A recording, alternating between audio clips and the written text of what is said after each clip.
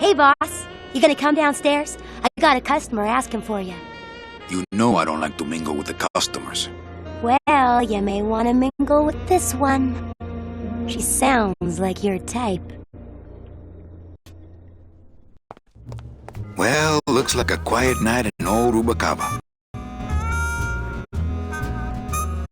And just the amount of research that went into all of this, because I just remember Tim going to every film noir movie ever, and we would just, all the time, there would be something to do, and he's like, want to go to the movies? And it was just, I mean, you can see it, the dark shadows, and then the music. Mm-hmm. I mean, everything is just so film noir and really pulls you in. Yeah, I remember us all going to see Casablanca, and I think it was in the Castro Theater or so. It was one of those old San Francisco theaters. I forget which one it was, but it was the whole gang of us went. And yeah, remember? Did you guys go to the Golden Gate Fields for the horse races? I know they weren't. I wish. That was part of it, because I think there were some scenes around that, and that was just fun. I mean, just the research trips. Yeah, those were fun.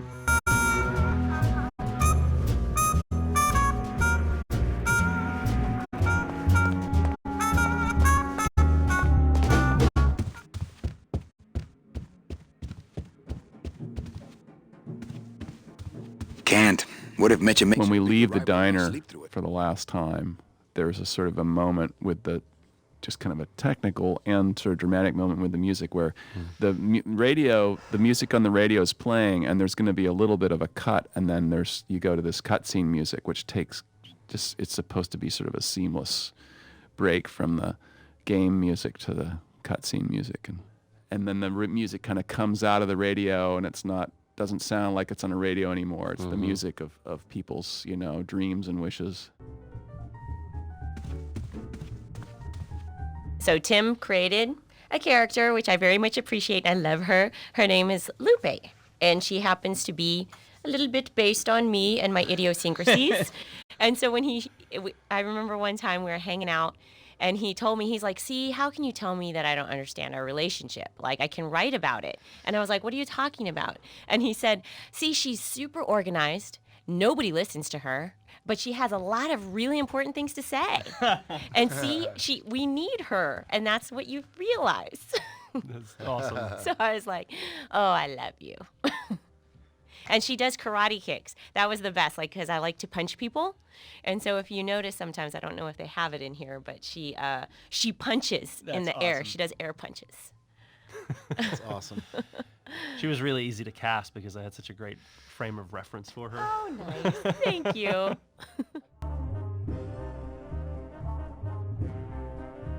Ah, Lady Luck.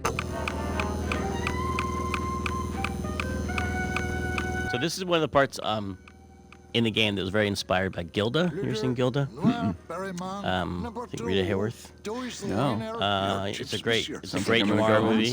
It's amazing, and it's the scene that you always see when they show Rita Hayworth, where she just flips her hair up and says, "Who, me?" So anyway, it's about it's set in a resort town where there's a casino, and the main character, the main character is working at a casino, and there is this kind of corrupt local law enforcement officer who shows up every night. And the way he gets paid off by the casino to not bust it is that he always comes and bets on number 2 at a certain table, and then they always give him his money, and number 25, red. Mesdames et messieurs, faites vos jeux, s'il vous plaît. Ladies and gentlemen, please place your bets. Mesdames et messieurs, rien ne va plus. Les jeux sont faits. Ladies and gentlemen, betting is closed. No more bets, please.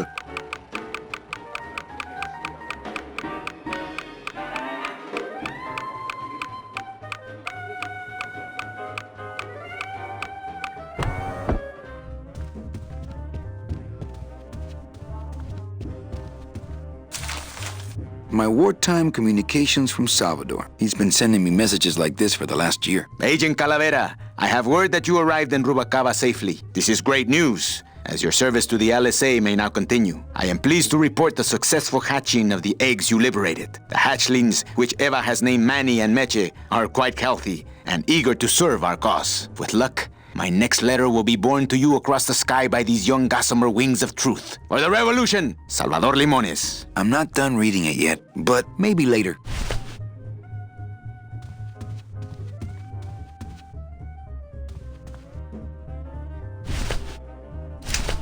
My scythe. I like to keep it next to where my heart used to be.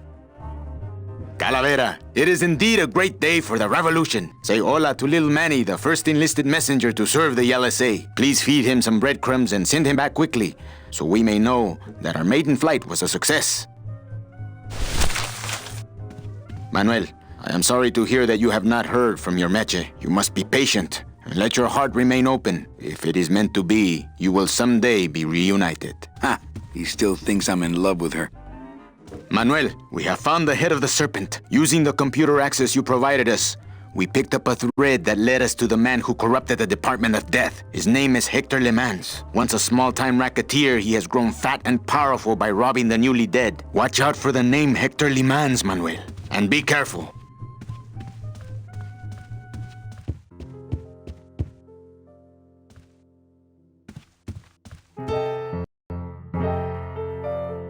Dear friend, our movement now has true momentum, and our numbers are rapidly growing. Much of this is due to our communications and intelligence systems, both of which we owe to you. In light of your contributions, I would like to announce your promotion to Special Agent status. I, Salvador Limones of the Lost Souls Alliance, salute you, Manuel Calavera. You are a great ally in this noble revolution. Great news! We've discovered a new secret talent of our tiny messengers. We don't know how they do it, but these mysterious birds can actually find their targets just by looking at a photograph of the addressee. To celebrate, Eva has made them all little berets. I'll send you some pictures. Manuel, I am troubled by reports of you buying the automat and converting it into a nightclub. It's fine for you to be comfortable in Rubacava for your long stay. But I pray you haven't lost sight of the larger goals. It is not this world, but the next in which our true glory lies. I just got this one today. Beware, Manuel, for you are in grave danger. Somehow rumor has spread on the streets of El Marro of your presence in Rubacava. If this information reaches Hector Le Mans, he surely will send his evil operatives after you. You must give up your search for Mercedes for the time being. And please, be out of Rubacava on the next ship. I think he's exaggerating the danger a little, but I do feel pretty stupid for putting my name on the big sign.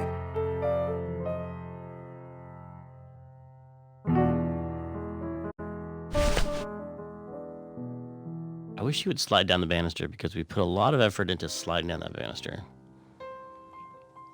Come on, slide down the banister. I recommend any player who's in this room slide down the banister. It's much faster than walking. Especially if you're 6 and you don't have terrible consequences when you hit the bottom. You should not try that at home. Actually, kids, you should. You should go slide down the banister of your house right now. Everybody's got to do it once.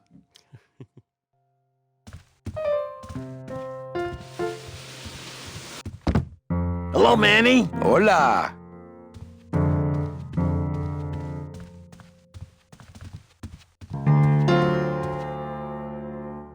Quiet night, huh, carnal? Day of the Dead ain't good for business, Chief.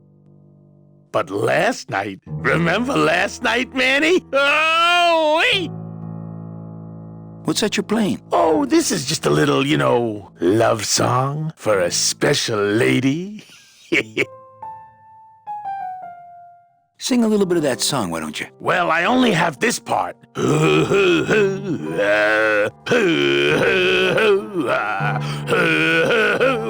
Bone wagon. I like it. You think she'll come in tonight? Who, my special lady? No, Meche. You know what, Manny? I think she will. I got a feeling tonight's the night.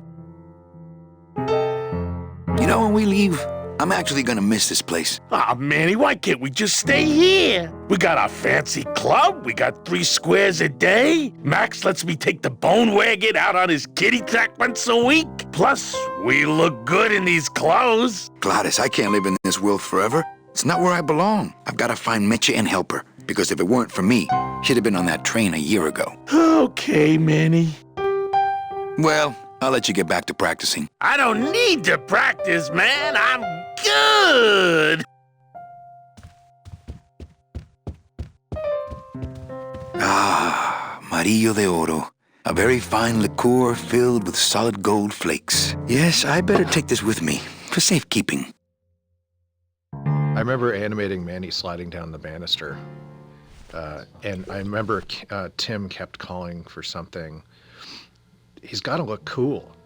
And so I did that, and I don't think he was ever really happy with it. So I don't know. Apparently don't know what cool means. You got to put some Ray-Bans on him. Yeah. I mean, Manny's a suave guy, but I don't know if suave guys slide down banisters. Maybe I should have done it slower. Ah, Amarillo de Oro. A very fine liqueur filled with solid gold flakes. Ah, Amarillo de Oro. A very fine liqueur filled with solid gold flakes. Le 18, rouge, Perremanque. 18, red. Well, maybe just a sip. Mesdames et messieurs, faites vos jeux, s'il vous plaît. Ladies and gentlemen, please place your bets.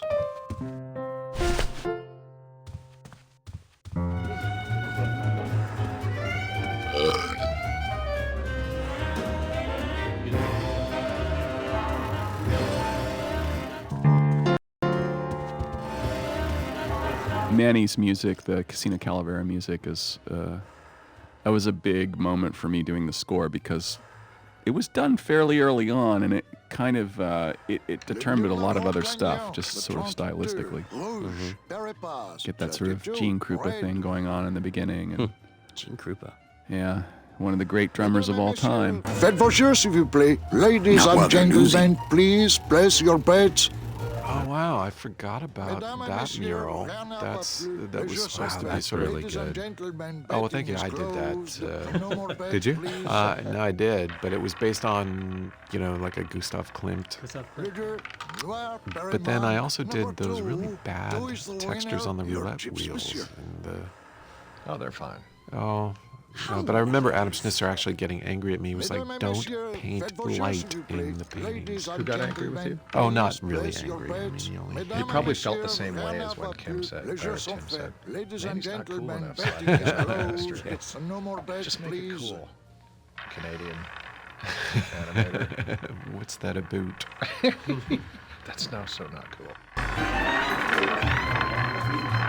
Le numéro gagnant, le 16, rouge. This one had a really international flair. I guess because Casablanca was very international.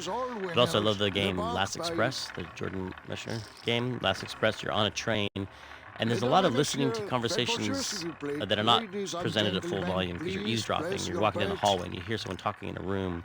But they'll often be very quiet, but also sometimes in another language, like French or German or something. And just the idea of like overhearing a quietly spoken French conversation was so neat in that game that we tried to have people talking in other languages in here, like that. The croupier in the gambling room speaking French, I believe.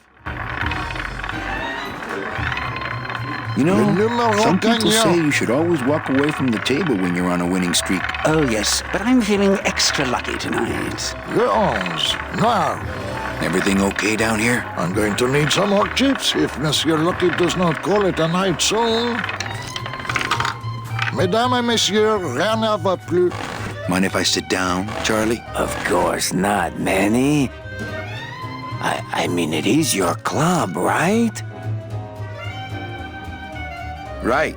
So what are you doing in it? Didn't I tell you not to come back until you can pay your bar tab? Oh, or they kicked me out of that cat track for printing fake betting stubs. So now I have to come here, Manny, which I love. Chowchilla Charlie. Oh, yes. That name comes from an actual person I know who was from Chowchilla, which no one remembers anymore, but when I was a kid, an entire school bus full of children was kidnapped in the town Chowchilla. Do you remember that? No. In California. Wow. A school bus full of kids was kidnapped, and the people demanded ransom. And it was crazy to think about. It was on the news. It was Jeez. Chowchilla. Everyone was talking about this kids, and eventually they were found and rescued, and I don't believe they were hurt. So I can talk about that story now. Yeah. And all the kids went home. But and then years later, I just a friend of ours was dating this guy named Charlie. And he was from Chowchilla, and I was like, "Oh wow, were you on the bus?" He was like, "No, I was sick that day." I was sick. I didn't go to school that day, and so I didn't get kidnapped. Wow. And we always referred to him as Chowchilla Charlie. Wow. And he's now in the game as Chowchilla Charlie, even though his personality is not as sleazy as this character. He was a fine, outstanding, although very lucky guy. Yeah. But this is our Peter Lorre character. That's a nice suit. Where'd you steal it? Manny, if you learn to play the odds like Chowchilla Charlie, then maybe you too can have a suit this fine someday.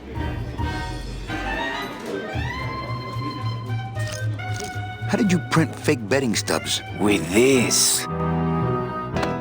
Isn't she beautiful? The last time I was incarcerated, I shared a cell with the most dishonest con man I ever met. He was strictly small time, and I managed to steal this from him quite easily. Thanks. You never know when this may come in handy. Hey, give that back to me, Manny. Maybe once you settle your bar tab, eh, Charlie?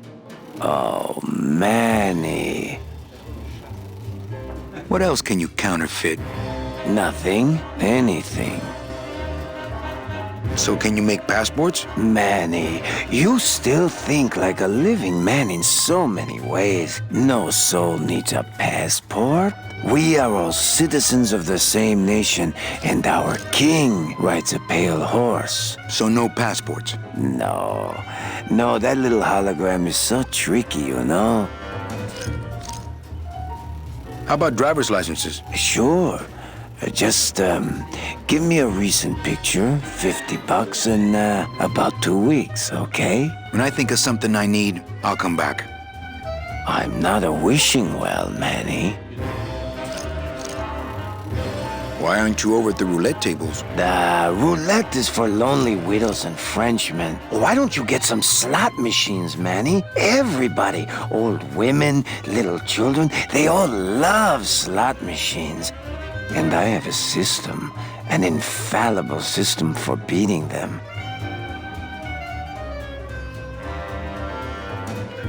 All my friends are lonely widows and Frenchmen. Except me, Manny. I'm here to keep you sane.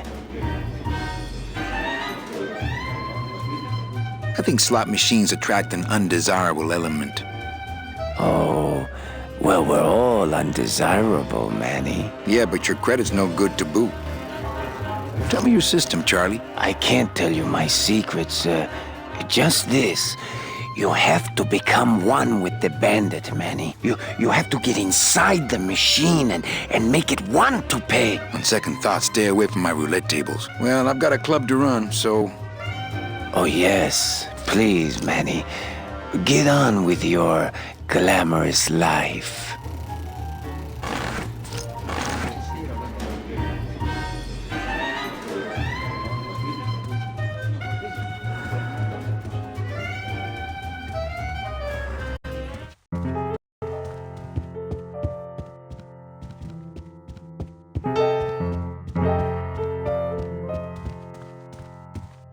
Sounds good. I know it.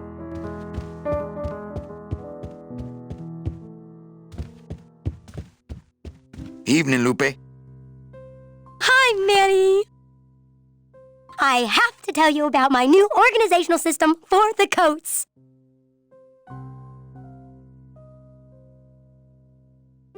Think she'll come in tonight? Manny, you ask me that every night. What am I supposed to say? You're supposed to say, yes, I think tonight's the night. Yes, I think tonight's the night. That you finally go nuts from waiting for the grand entrance of Ms. Mercedes Colomar. Let's try that again, shall we? Think she'll come in tonight? Yes, I think tonight's definitely the night. Thank you. It's my fault she's out in the woods alone, you know. If you say so, Manny. How's the flow tonight? We're dead tonight, Manny. Everybody's back home for the Day of the Dead, I guess. Except for the casino. The casino's hopping. Why is it that all the people who don't go home are the same people who just love to gamble? Well, I guess when you've got nothing to go home to, you've got nothing to lose. Hey, we should put that over the door.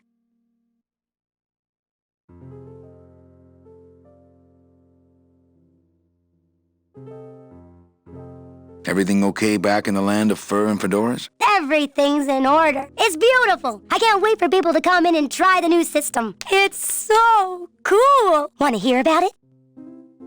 Okay, tell me all the details about your new coat check system. Yay! Okay, I found all these plastic tiles in the back, left over from the automat, and guess what? They all have numbers on them. So what I'm doing is, I give one to everyone who checks a code in and... Manny, you're not even listening to me. I go to all this work organizing your coats, and you don't even care. Lupe. Forget it. Don't pretend to care. No, I want to hear. Hup. Oh, I'll tell someone else about it. Someone who cares. Please, tell me all about your new coat check system, really. Don't patronize me, Cal. Okay, back to work. Okay.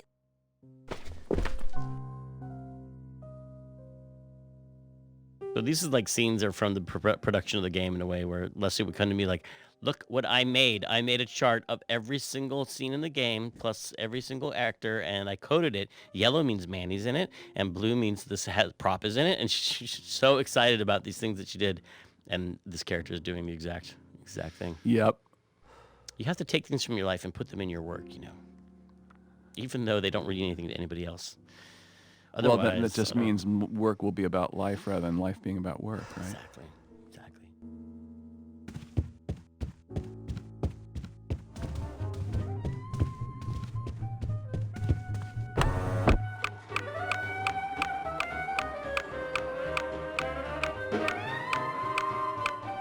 Le numéro gagnant, le 34, rouge, Peripass, 34, red, house pays all winners, le banque paye.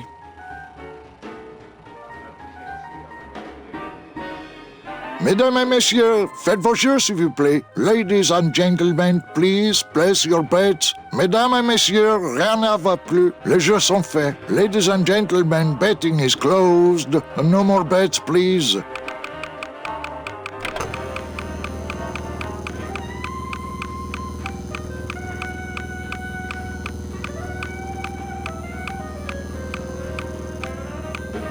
Le numéro gagnant, le 13, noir, impair manque. 13, black.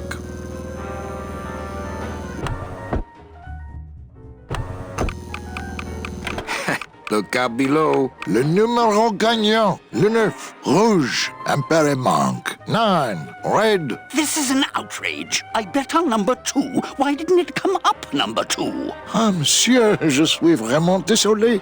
I do not pick the winners. These things are all controlled by the man upstairs. Well, please tell the man upstairs that Police Chief Bogan was very upset when he left. And when he returns later this evening, he would prefer to have better luck. Oui, monsieur. Bonsoir. I will definitely tell him.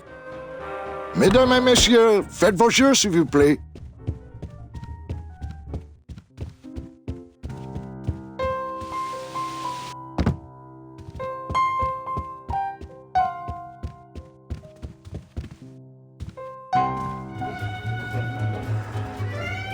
Mesdames et messieurs, faites vos jeux, s'il vous plaît. Everything okay down here? What happened to Monsieur Bogan's lucky streak? It ran out. Well, so did he.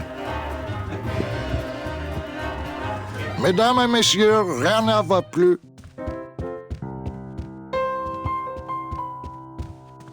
Manny, the police chief walked through and I tried playing a song for him and he yelled at me. Oh, don't sweat it, Mano. He's just mad because he lost at the tables. Isn't he always supposed to win so he keeps liking us and never raids us? He wouldn't raid us. It's a holiday. Sounds good. I know it.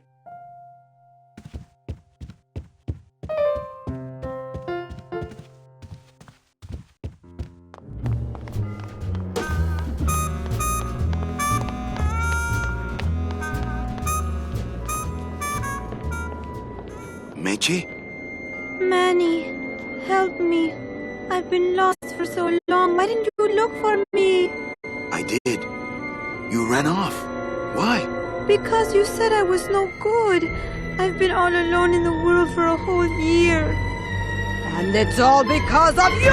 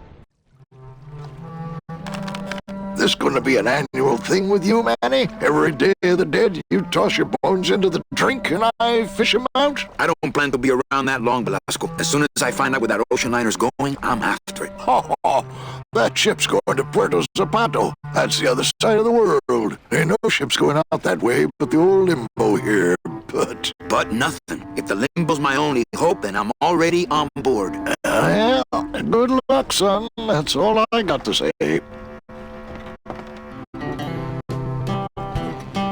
What's going on in that bottle? A tugboat? This happens to be a perfect scale replica of the SS Limbo. I'm just having a little trouble getting the walking beam to fit in the neck here.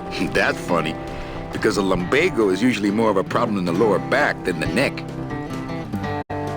Yeah, Nothing. All right, so I'm ready to sail. On what? On the Limbo, man. Let's go. Manny, the Limbo's not a passenger ship. She's cargo, son, and every hand on board works. I'll work. What are your skills? Sales and restaurant management. Oh, hey, there is one opening on the Limbo's crew. Yeah? Yeah, it's in the engine room. And your buddy Glottis would be perfect for it, but he'd have to get his own tools. What kind of tools does Glottis need? Authentic CB equipment only. Where do I get authentic CB equipment? Why don't you ask a CB? Afraid of getting stung? Okay, if I get Glottis some tools, can we board? He can, yes. No offense, Manny, but there's just no place for you aboard the Limbo. She's fully manned already. In fact, her whole crew's on board, ready to sail at dawn. Except for that one guy. Who's the one guy who hasn't boarded yet? Yeah, well, Seaman Naranja's a little late, but he'll be here before they sail.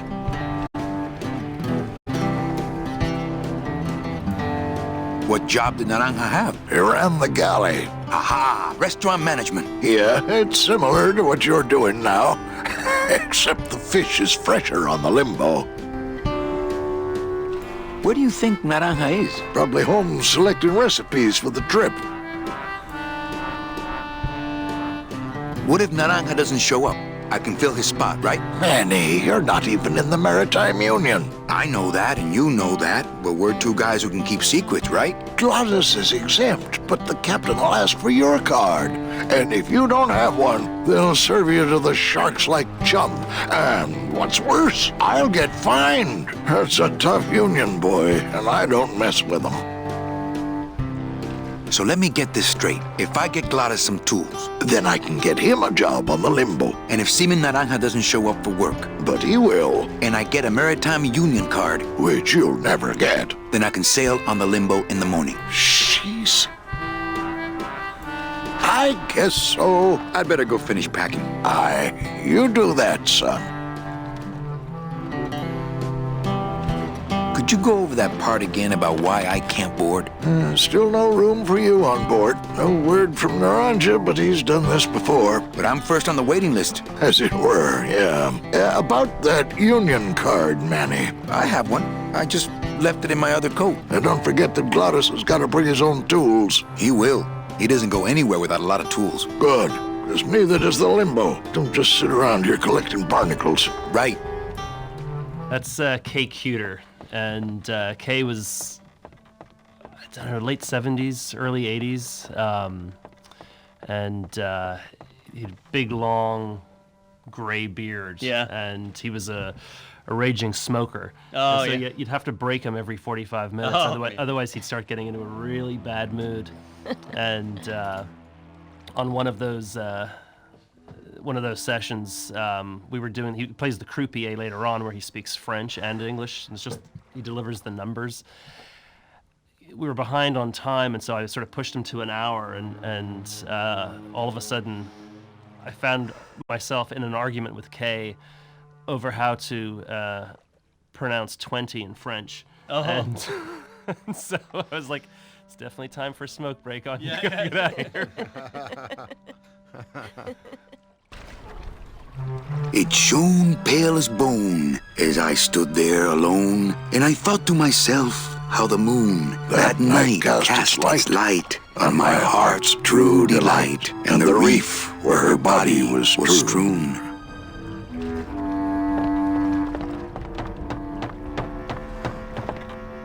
That Dockmaster Velasco is one salty old bag of rope. You should see his wife.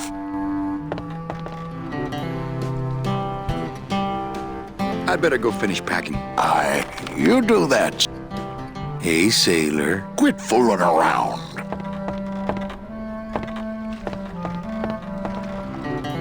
I'd better go finish packing. Aye, you do that.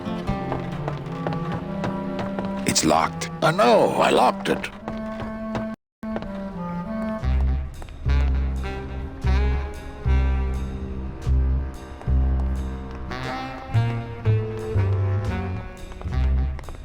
We definitely should give a huge shout out to Peter Chan, and yeah, I'm still jealous of that guy. Chan the man. I know. Just when those packages would come, it would just be like Christmas, and you'd open, you'd see those, and you just think, oh man, and he's a nice guy too. You know, The weird happy thing about family. that was I never experienced like the delivery of the package Oh. firsthand, but I still got excited about it. No, they're beautiful, and he's such a sweetheart. Oh, and I'm sorry, Garv. This is the set that you had to build This twice. is Garov's, right? Yeah, this is the one. This was the gift that kept And it's on actually giving. very beautiful, I might add. Yes. Well, a second time is. The second time I But I'm sorry. You were saying that was a real building. Yeah. Where was that in Spain? I think it's in Paris, I think. Oh. And I remember seeing a photo of it and being like, wait, Peter. No, good artist borrow, great artist steal.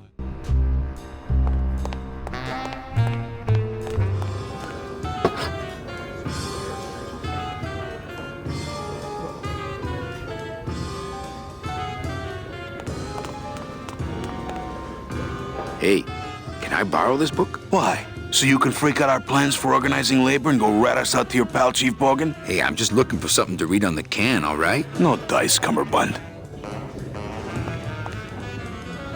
And then, for some reason, I was always really interested in beatniks.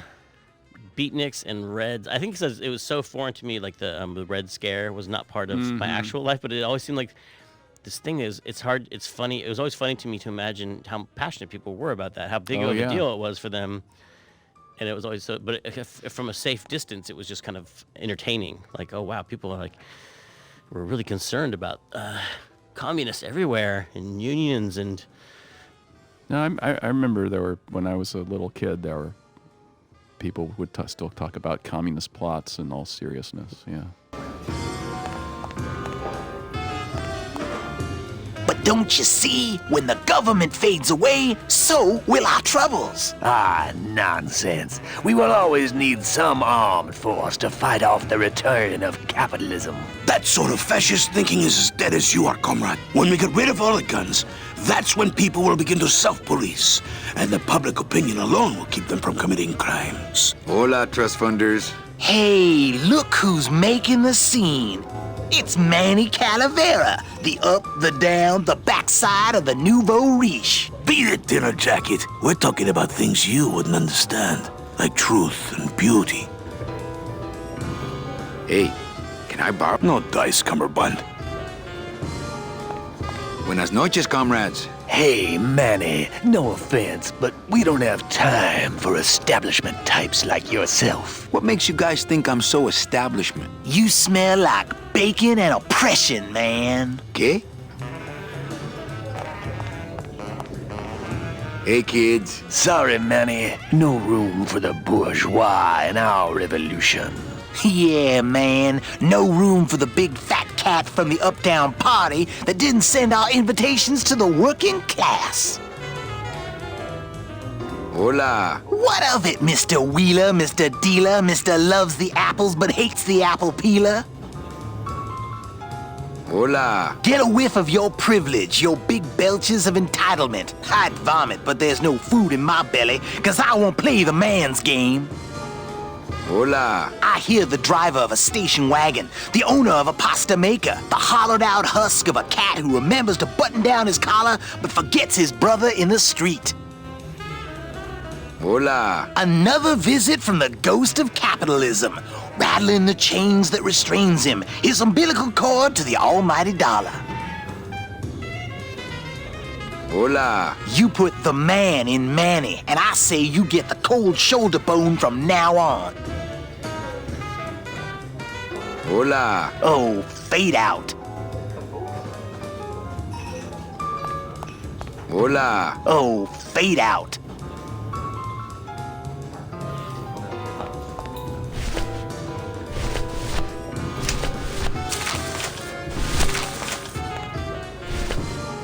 Hey, did I ever tell you guys that you remind me of my friend Salvador Limones? Salvador Limones is a fairy tale, a spook story the man tells the masses as he puts them to sleep. Idiot! Salvador Limones is a very real and a very great man. He also writes a mean letter. What is this? I, Salvador Limones, salute you, Manuel Calavera? A great ally in this noble revolution. You really know Salvador Limones? What's he like? Why didn't you tell us you were a freedom fighter, Manuel? I can't talk about my underground gig, man, where I put the whole scene in Dangerville. Wow, heavy. Hey, I've got a split, so, Viva la revolución. Oh, man. Hi, what's your name? Hey, did I ever tell you guys that you remind me of my Salvador? We here. Would you cats mind if I dug on this book for a while? Knock yourself out, brother. Labor Organization and Revolt Made Easy. Chapter 1. The workers shall control the means of production. Ooh, better not show that to Glottis.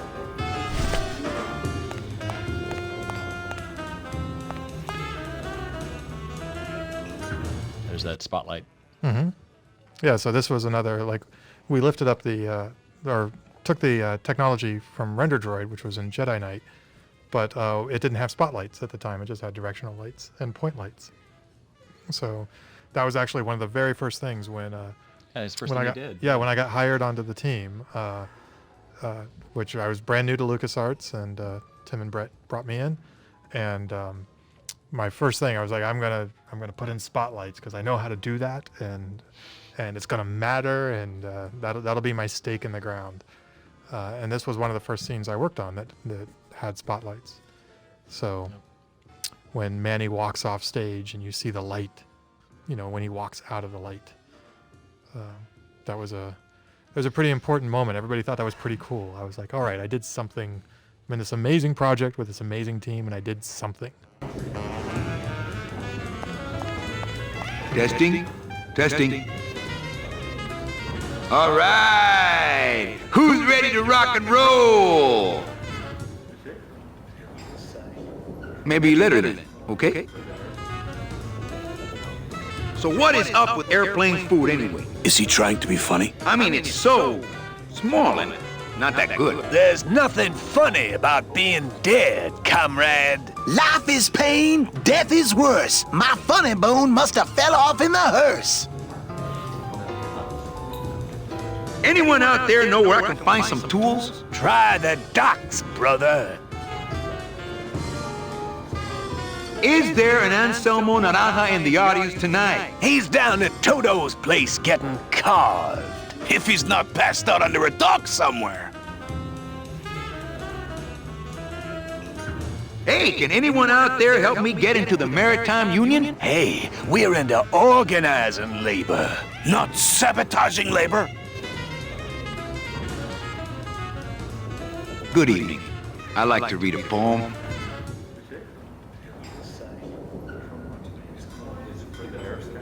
Don't pet the cat that way. In the slaughterhouse of my soul. Lugubrious. It lingers. It lingers. I can't bear it. Do it.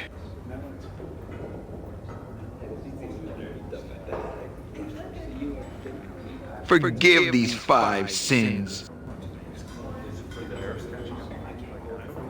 I am your failure.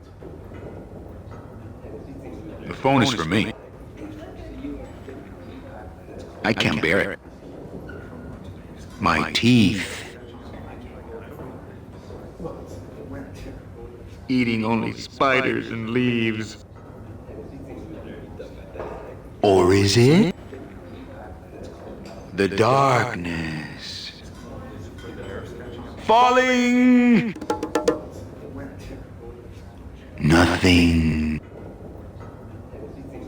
Do it. Can you hear me saying nothing? Hello? I am not dead. Like pow. The end. We hear you, Daddy.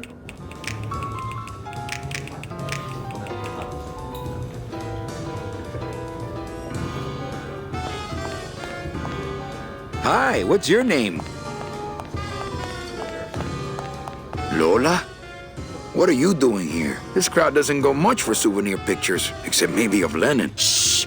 Manny, I'm on a stakeout. I'm gonna prove to Maximino once and for all that Olivia's no good for him. Still hung up on Max, eh? Take my advice, Angel. Forget about him. He's a gambling racketeer. Like you. Oh, that hurts, baby. Hey, shh! Here they come.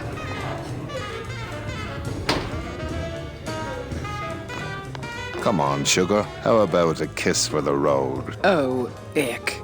Don't let me down, Nick. You're a lawyer. You're not supposed to have feelings. I don't, but I know a good tart when I see one. Hey! If Maximino sees that, we're going to end up in matching terracotta pots. Don't be silly. He wouldn't hurt me. He loves me. Manny, at last we're alone. Tell me, how are the bourgeoisie? Fine. How's Max? Oh, Gramps, don't start.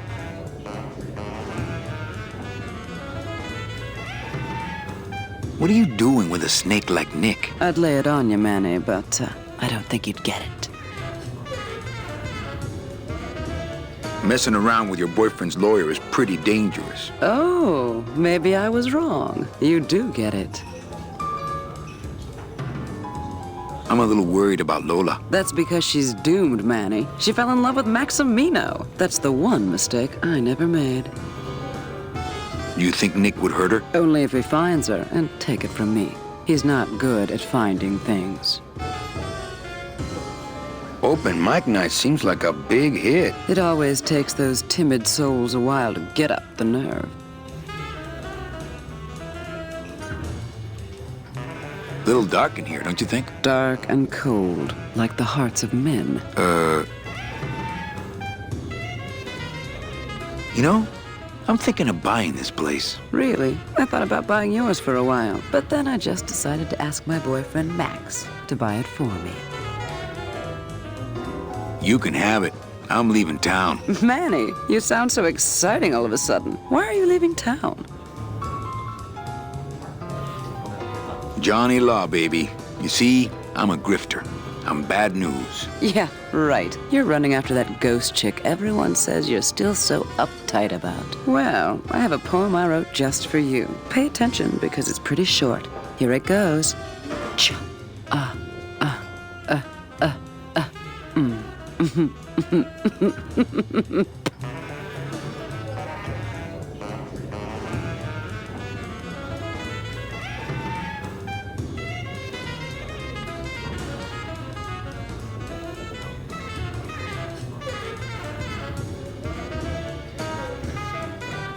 Maybe it would help if you went up there and started things rolling. Oh, Manny, read poetry in my own club? That would be like this whole place was just a big temple set up to worship me. Oh, come. Okay, don't pet the cat that way. In the slaughterhouse of my soul, lugubrious, it lingers. It lingers. I can't bear it. Do it. Forgive these 5 sins. I am your failure. The phone is for me. I can't bear it. My teeth. Eating only spiders and leaves. Or is it the darkness? Falling. Nothing. Do it. Can you hear me saying nothing? Alone. I am not dead. Like, pow.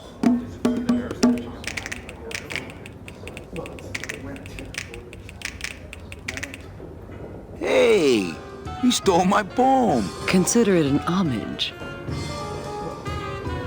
Hey, how about another poem? Okay. Alive, we slept. Life's just some rapid eye movement.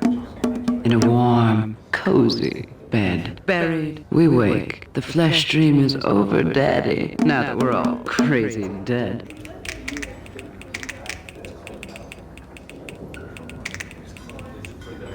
That was great. Yeah, but that's the last one.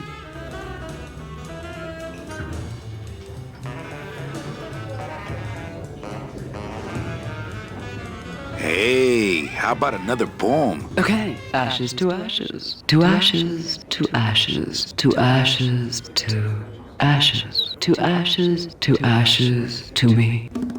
To ashes, to ashes, to ashes, to ashes.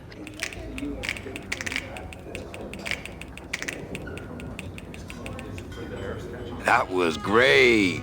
Yeah, but that's the last one. Hey, how about another poem? Okay, I called my cat Boney, till she said it wouldn't do. I said, why? She said, sister, 'cause that's what I've been calling you.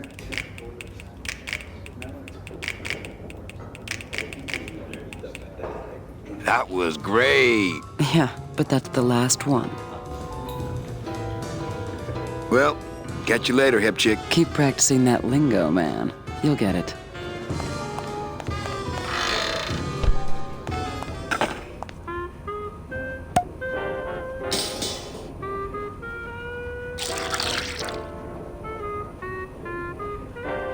Just a dab will drop you.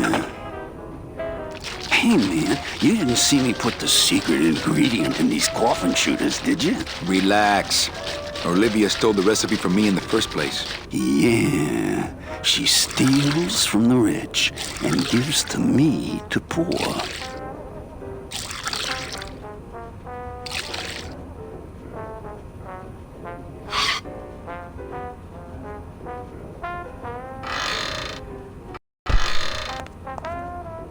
I'm not gonna drink dirty hookah water, and I can't carry it with my bare hands. Not to sound like a capitalist oppressor, but I have people who do that for me now. I'm not gonna eat off of dirty plates, and I'm not going to clean them.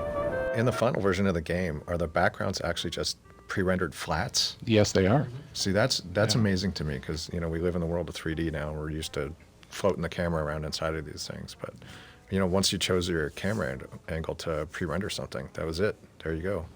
No, it's Manny walking around in a blank 3D room with Z-depth data to clip him in front of the stuff that he needs to clip in front of.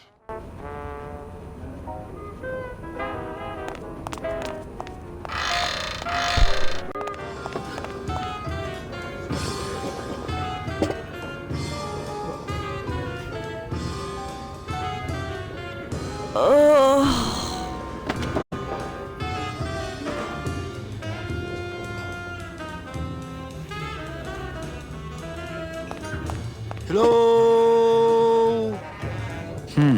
No effect.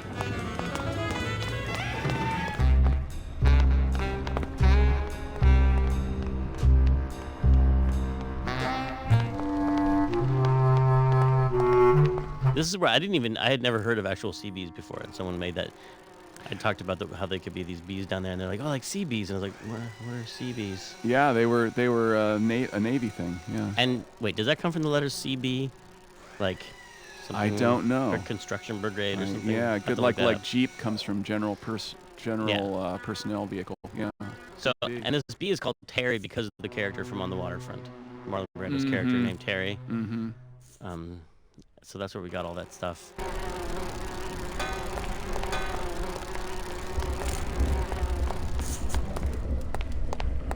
Not picking that up. These bees don't seem too busy. Cold one, huh, Terry? Yeah, it's always cold when you're unemployed, Manny. Who's unemployed? Aren't you guys in the union? The union? They don't look after us little guys. They're run by the coppers. And you of all people should know, Manny, that the cops are in bed with the gambling joints. Hey, I run an honest joint. We ain't in bed with nobody. What about the protection money? We pay every week. On the nose, through the nose, like an honest place should. See what I mean? This town is conga line of hustlers, all laughing and dancing and scratching each other's backs. Why aren't you guys up there working? You don't know the deal down here on the docks, do you, Manny? If you want to get the jobs, you have to pay the unions extra dues. And that ain't cheap. We don't pay, and so they put us on barrel duty. Why don't you just pay the union off then? We got our pride, Manny. We're straight stingers, you know? Not to mention we just don't have any cash to spare now that we're not working. I mean, it's like a problem where, the solution makes the problem, worse. Like a catch-22? Yeah, wow. I wish I knew it was like that. If the union is crooked, why don't you register a complaint? That's a good one, Manny. Did you hear that, guys? He thinks we should register a complaint. You bees are being exploited. You should do something about it. Yeah, what can we do? We're just a handful of unorganized drones. We don't know nothing about nothing except just how to take it on a chin.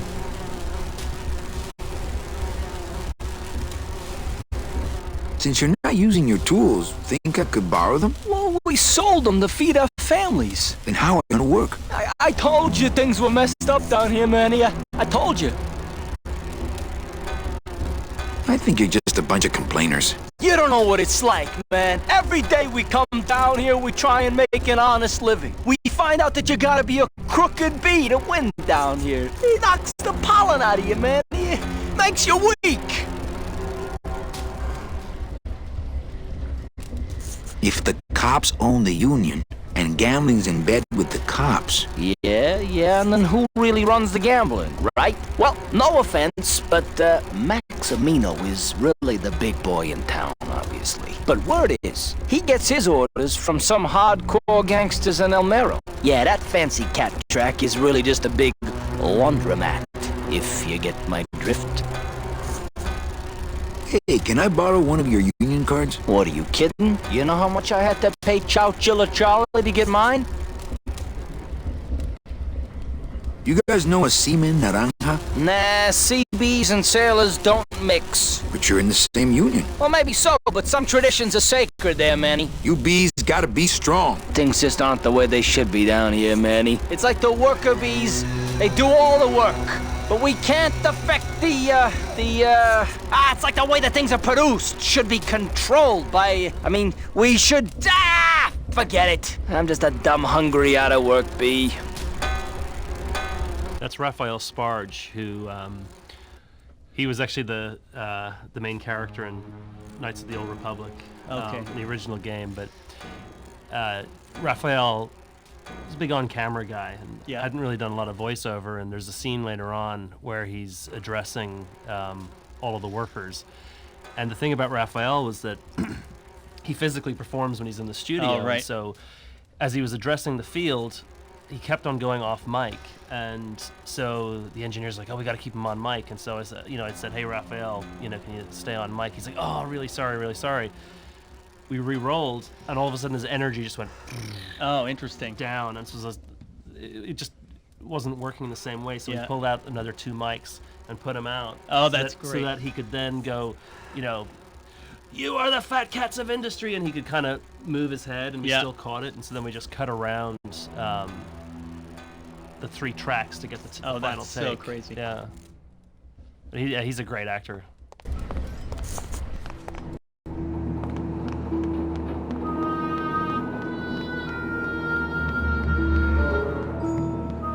It's locked.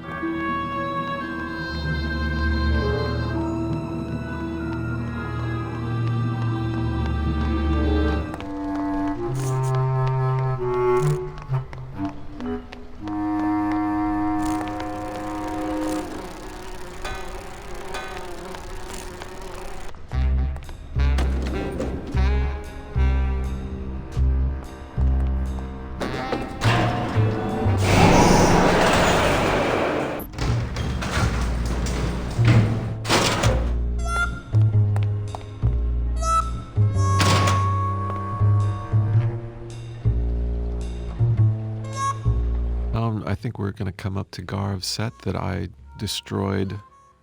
That I destroyed 2 weeks of Garav's work by trying to learn how to 3D model, and somehow I ended up erasing 2 weeks of his work. Because it was the fish place that you had to redo. Oh yeah, the elevator. Yeah, the elevator and that place with the fish.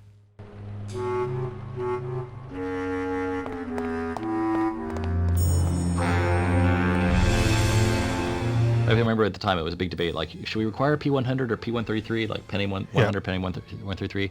It's like, nope, your target platform is whatever was on sale at CompUSA for $500 last year. It's like a P70. Yeah, it's like P60 I think is what we ended up with as the minimum spec. We ended up going for P90 at the end, but it was one of the things where it's like those kind of constraints where it's like you really could pull it off with all the kinds of machines we had in the company, but the average consumer who we wanted to sell the game to did not have a machine like that. So that's one of the vagaries of the PC market that still persists, Yeah, and you wouldn't, when you think about Grimm, you wouldn't necessarily think, but there's like all hand-coded assembly rasterizers in here. There's hand-coded assembly blitters in here.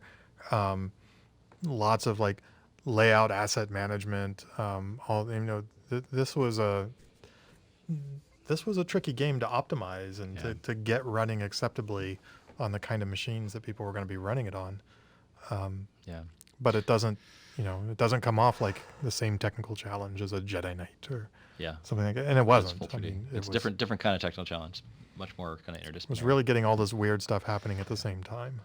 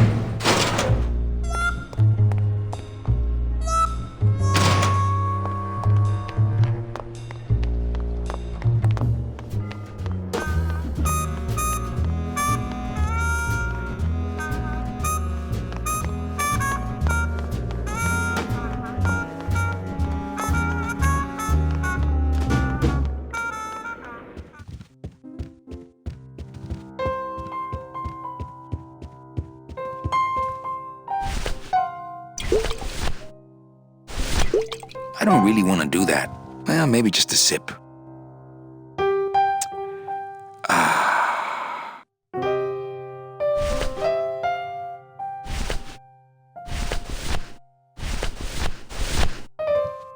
I don't really want to do that. Labor Organization and Revolt Made Easy. Chapter 1. The workers shall control the means of production. Ooh, better not show that to Glottis.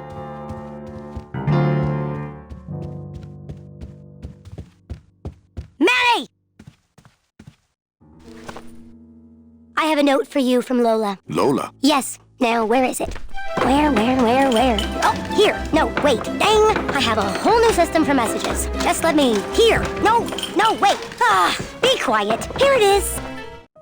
Wait a second. It's empty. There was something inside. It felt like a key. A key? Yes! Yes! But did somebody come back here and snake the key while I was sorting the coats? Who would do that? They messed up my whole system!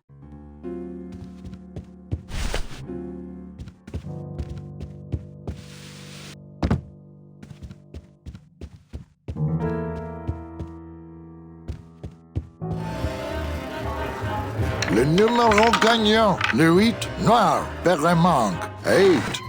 Manny? Can you make reasonable union cards? Manny, are you going to start moonlighting, or are you just looking to hang out with the sailors? Can you do it or not? I have a deal for you. If you can retrieve my money from Maximino, I can make you president of that crooked union. I don't need to be president. And why does Max have your money? I put a whole suitcase of it up for collateral on a rather large wager last month. The race was fixed, Manny. They stole my money like common thieves. Here, take this VIP pass and use it to get into the High Rollers Lounge. They won't let me in there anymore. There should be a safe somewhere in the wine cellar, and my suitcase should be in it. And you can get me a card tonight. If you make it back, Manny, the card will be on the table.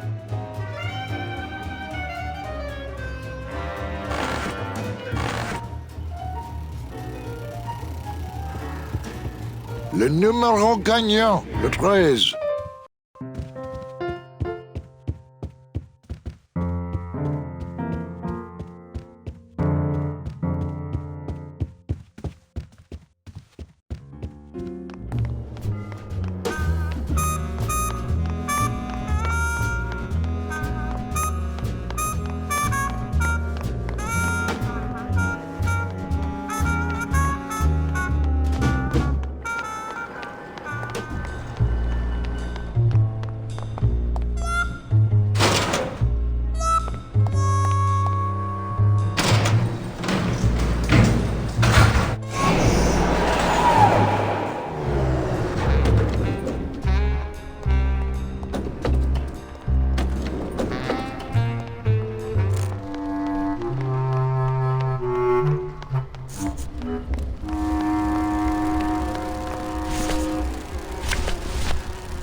The VIP pass for the High Rollers Lounge that Chowchilla Charlie gave me. Ooh, better not show that to Glottis. Me and this ticket printer, we're gonna make a mint. I think these are the words you're looking for. The workers shall control the means of production. The workers shall control the means of production. Yes, that's it! That's what I've been trying to say! Who will stop the fat cats of industry from building these ships with the pollen of the exploited working class? I say we fight back! What's this? Maybe a bee agitator? I say lay down your tools right now and show the man just who makes the honey around here!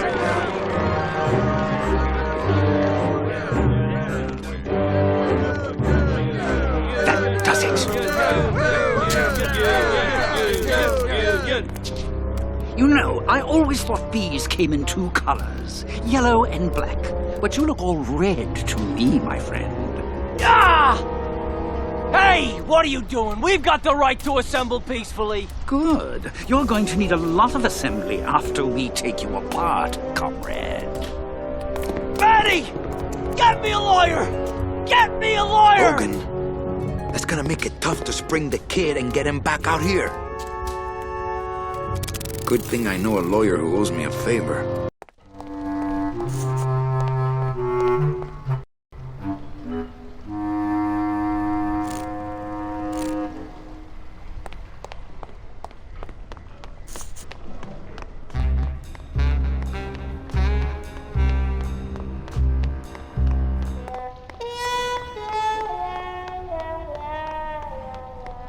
It's locked, but there's nothing up there anyway. This gate only leads up to the Lambada dock, and the Lambada's gone. I've got the lumps to prove it. I've tried. Only Glottis can get these doors open.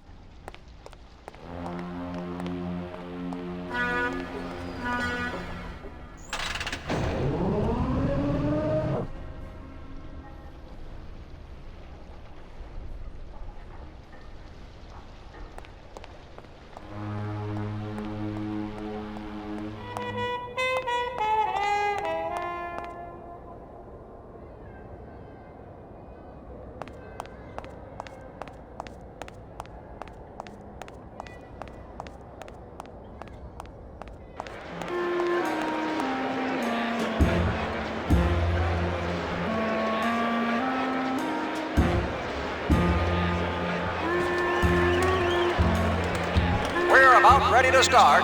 It's Fandango, Bank Tellers 3, Smitten Kitten, Siamese Express, Windward Windy, Hairball Surprise, Dribble for Kibble, Twinkle Toes.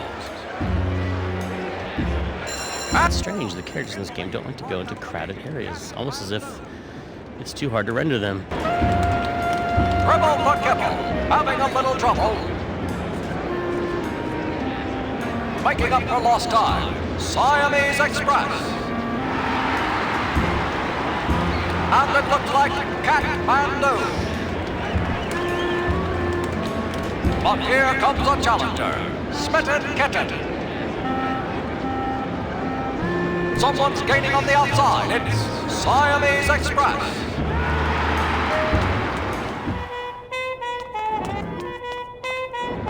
Siamese Express catching up. Hey! In first place. In second place. Looks like a great night for cat races. Coming around the map. Dribble for Kibble, bringing up the rear. The cats racing.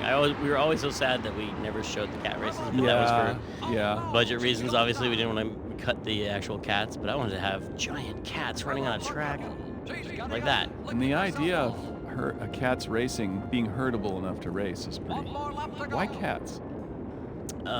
Why cats? There was a. God, I don't remember. Why cats? That's a good idea.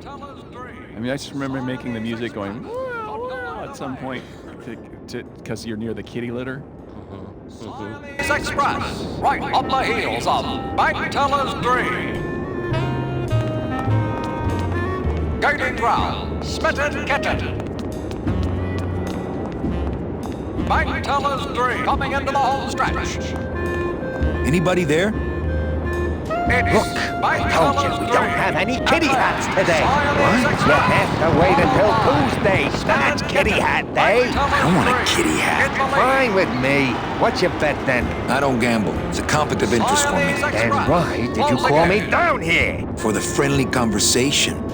And Smitten Kitten. Bank Tellers 3, standing her ground. Bank Tellers 3, coming up on the finish. It looks like we have a photo finish here, folks. Ladies and gentlemen, we appreciate your patience while we await the I'm race sorry, results. monsieur, but here's my pass, Jean-Claude. Now shut those doors and drive. Oui, monsieur. We have a winner. But actually, my name is Raoul. 3, in first, followed by...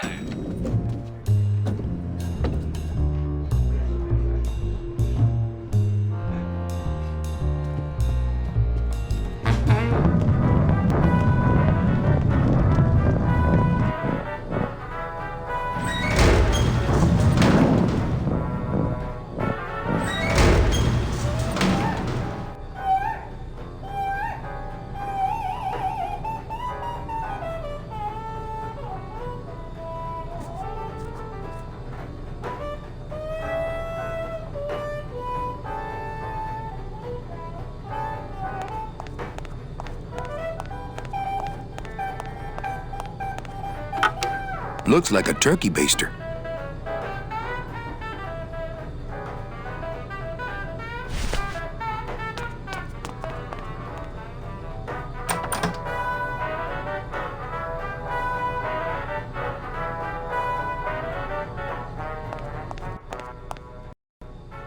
Here we're being very insensitive to claustrophobics and French people. Probably would never do it today. But well, the Twitter. Just think of the Twitter response from the claustrophobic French people, right? Looks like cans of some sort of canned meat. Oh, I really hope this isn't where the old race cats end up. I don't need any cat meat.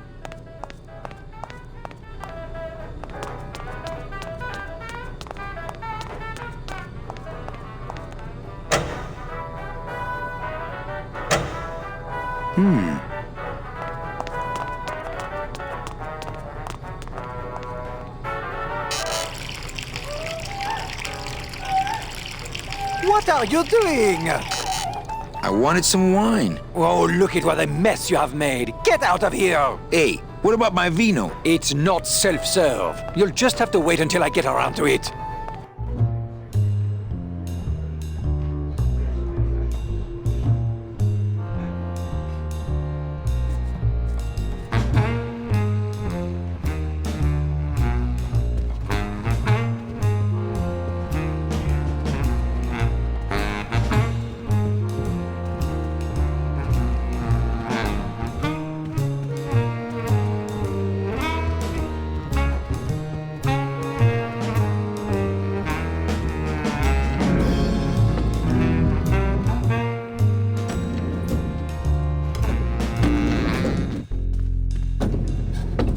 How big were those when you drew them? Like the posters and the murals and stuff? We could actually work rather big. Did you have Photoshop back then? We had Photoshop, but I don't know if we had layers back then. Or Oh, we had layers. I think we did. Oh yeah, we had layers, but maybe Paul only. just didn't know what they were. No, but I think too, you only had one undo or maybe two undos. Oh wow.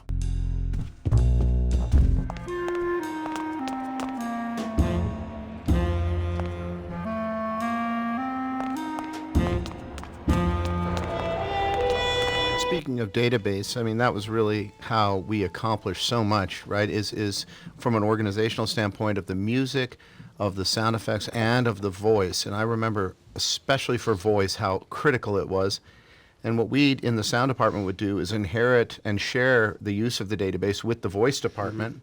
And you could do a search and isolate all the lines for, say, Manny, or isolate all the lines that needed to have reverb baked into them, or another type of processing. And then you would just divide and conquer and just master everything in groups and bring it all together, have a single reference for volume, and use the database to keep organized and isolate different found sets of different criteria.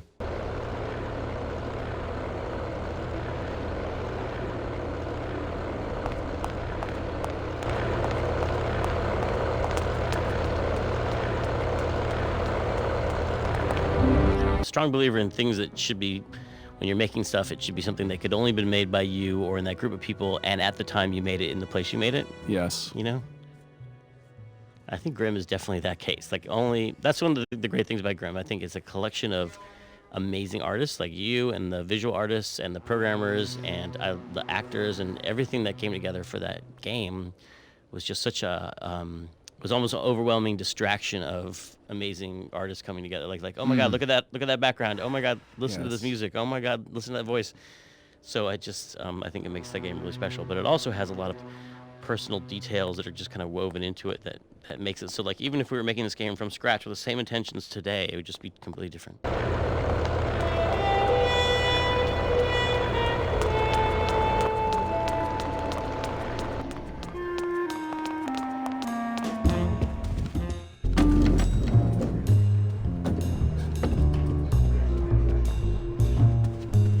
Busy as ever, I see.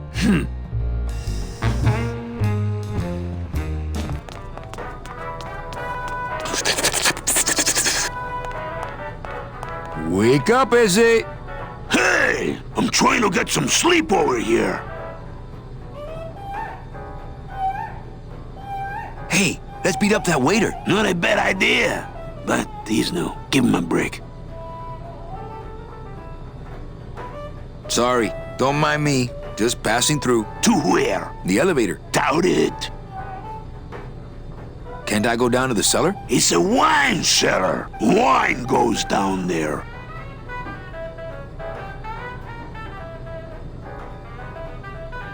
Maybe you could take me down now. Oh, yeah. I could take you down, but I can't eat customers anymore. Going down? Probably later.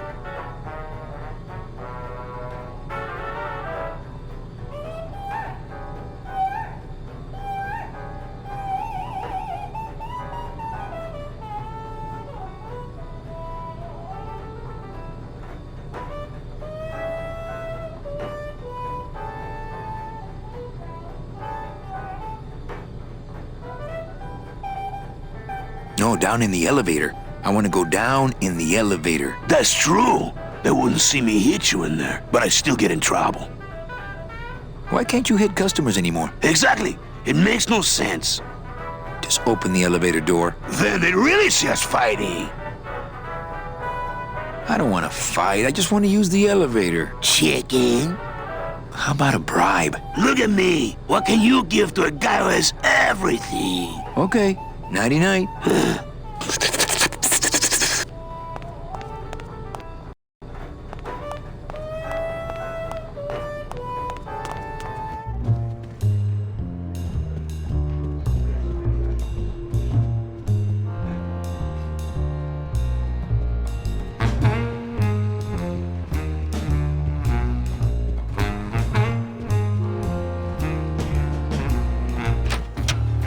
Rubacava is named after a girl I knew in the 4th grade. Her last name was Rubacava. That's a fun fact for you. Wow. She's married now. Doesn't use it anymore, so I get to use it. You're keeping it alive.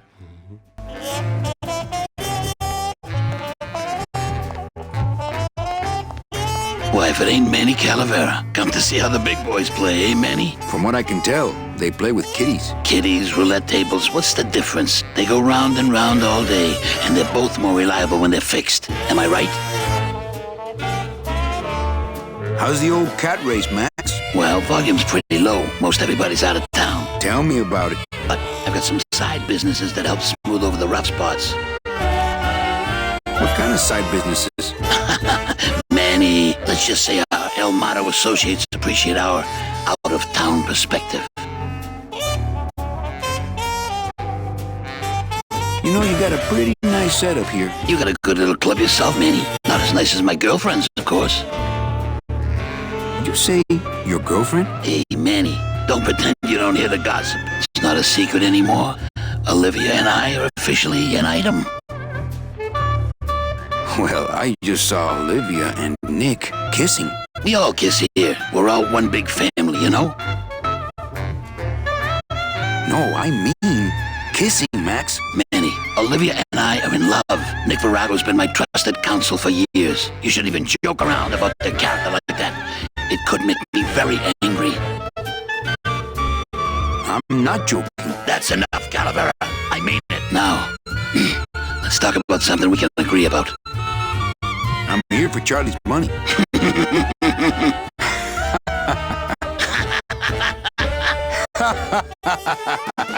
No, seriously. He says you have a lot of it. Oh, I got a lot of it, but none of it's his.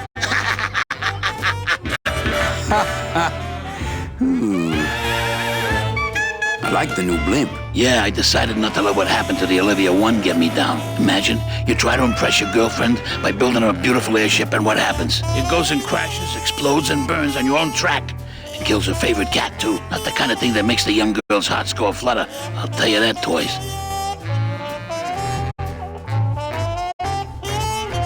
Your new waiter's got quite an attitude, even for a snooty waiter type. Hey, Manny, when you put labels like that on people, it's like you stick people in these little boxes and never let them out. We're all in little boxes back home, Max. 6 feet. Now you're talking like the town coroner, Manny. Cut it out. I'm leaving town tonight. That's great, Manuel. No one needs a vacation more than you. Get out of town. Forget about that Meche woman. Well, I'll let you get back to staring out the window. Just can't get enough of my cats.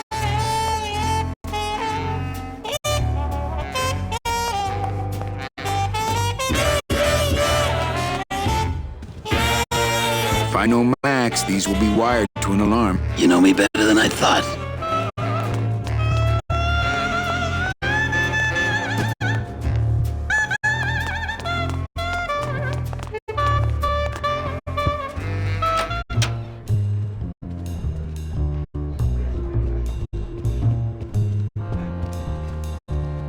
Nick Virago, what are you doing working in the High Roller Lounge? I would think Maximino's private lawyer would have his own office. I do, but they don't serve drinks there. Got a little lipstick on you, lover boy. I already got rid of that, and I can do the same to you, Calavera.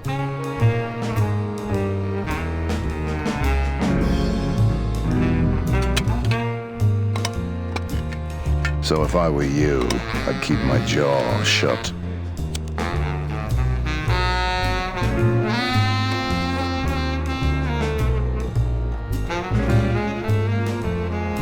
Everything all legal with the kiddies? Yes, they keep themselves pretty clean.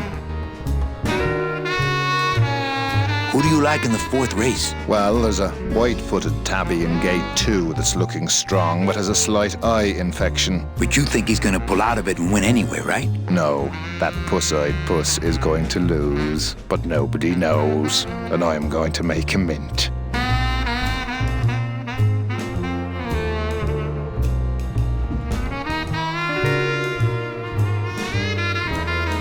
I have to tell this to someone. I hate cats. Me too, but they keep the lights on around here.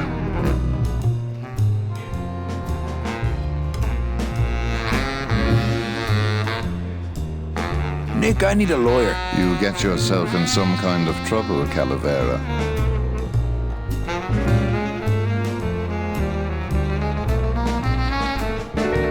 Someone's claiming my roulette tables are fixed. But your roulette tables are fixed. Exactly. That's why I need a lawyer. So will you be needing a regular lawyer or an excellent lawyer? Any mouthpiece will do. Then may I suggest you try the Yellow Pages? Well, I remember, speaking of VO, I remember you casting this, and then I remember you vanishing. Yeah. And you were gone for so long recording this. Yeah, I was down in...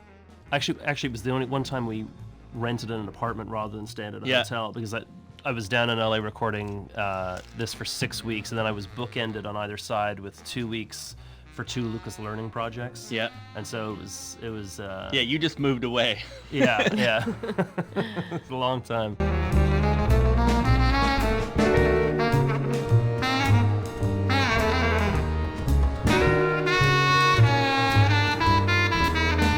How's tricks, Nick? Nah. Virago, I really need a lawyer. What is it this time, Calavera?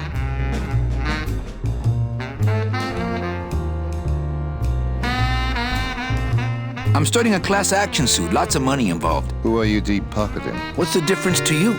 They're loaded. I'll ask you again. So will you be needing a regular lawyer or an excellent lawyer? Any mouthpiece will do. Then may I suggest you try the Yellow Pages? How's tricks, Nick? Nah. Virago, I really need a lawyer. What is it this time, Calavera?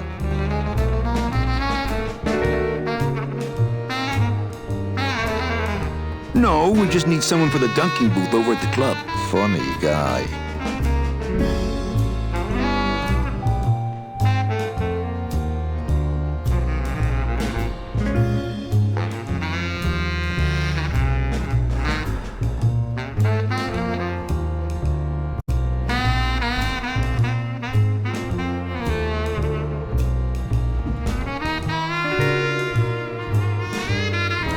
How's tricks, Nick? Nah. Virago, I really need a lawyer. What is it this time, Calavera? Friend of mine's in the slammer. I'll ask you again. So will you be needing a regular lawyer or an excellent lawyer? Any mouthpiece will do. Then may I suggest you try the Yellow Pages?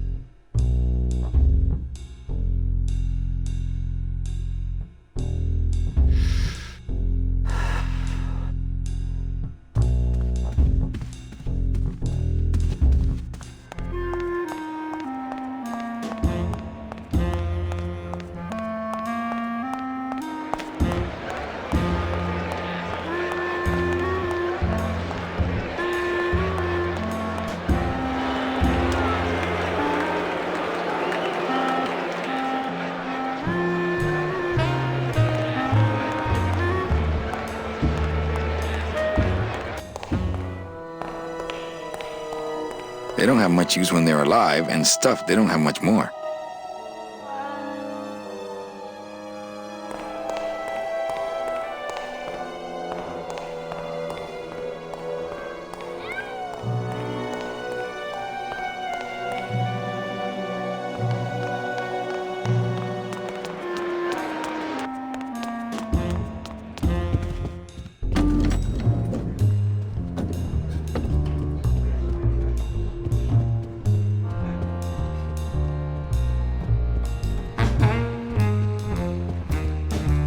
He'd see me do it.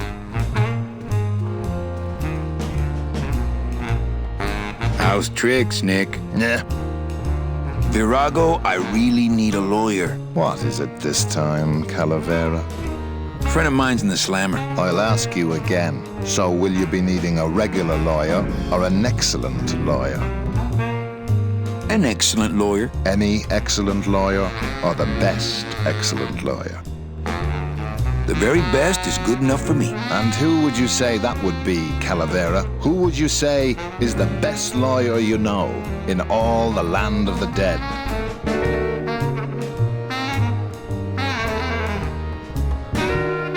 Well, the best lawyer would have to be a dead lawyer. Well, that narrows it down to just about everybody here in the land of the dead. Come back when you know more about what you want. And by the way, Manny, lawyer jokes, not funny. Okay, so this lawyer, his mother, and a chicken are all in this lifeboat, see? They're getting hungry, and the chicken says, I have a gun, Manuel. Virago, I really need a lawyer. What is it this time, Calavera? Actually, I'm trying to adopt Glottis. Manny, that demon is over 2,000 years older than you. Not up here, he ain't. He needs guidance. I'll ask you again. So will you be needing a regular lawyer or an excellent lawyer? An excellent lawyer. Any excellent lawyer or the best excellent lawyer? The very best is good enough for me. And who would you say that would be, Calavera? Who would you say is the best lawyer you know in all the land of the dead? You are, Nick. That's right. And that's why Maximino retains me on an exclusive basis. So sorry, but I don't do odd jobs. How's tricks, Nick? Yeah. Virago, I really need a lawyer. Well, my dance card is full. So what are you gonna do?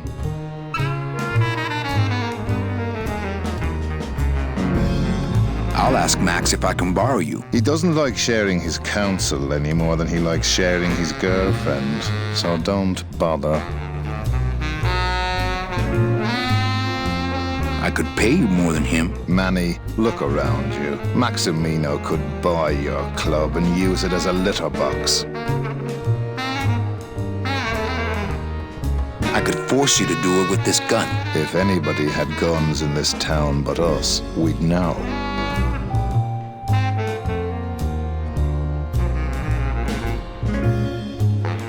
I could tell Max about you and Olivia. That sort of claim could send a man like Max into quite a rage, especially if the messenger had no proof. Max and I are friends. He'll believe me. People believe what they want to believe, Calavera. And I want to believe you're a smart man who doesn't go around spreading dangerous rumors. I've got to talk to Max for a moment. When I get back, I hope you're gone, because I'm sick of looking at you.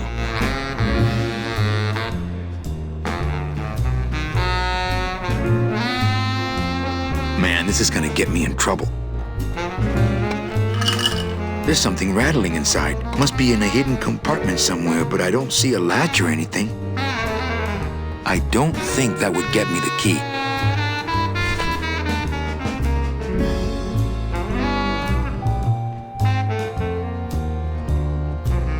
I don't think it would be a good idea to barge into Max's office while he's meeting with Nick.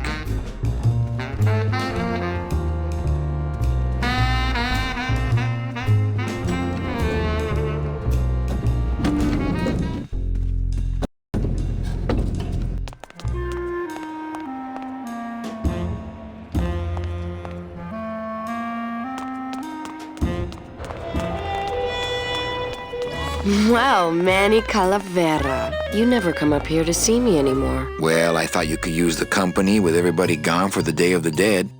In that case, Manny, why don't you stick around until 6? That's when I get off.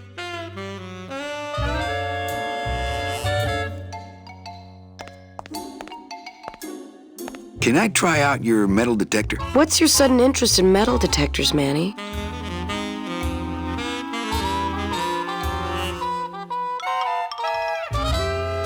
I think it would look cool on my utility belt. Well, I'll show it to you when I'm on break. How's that?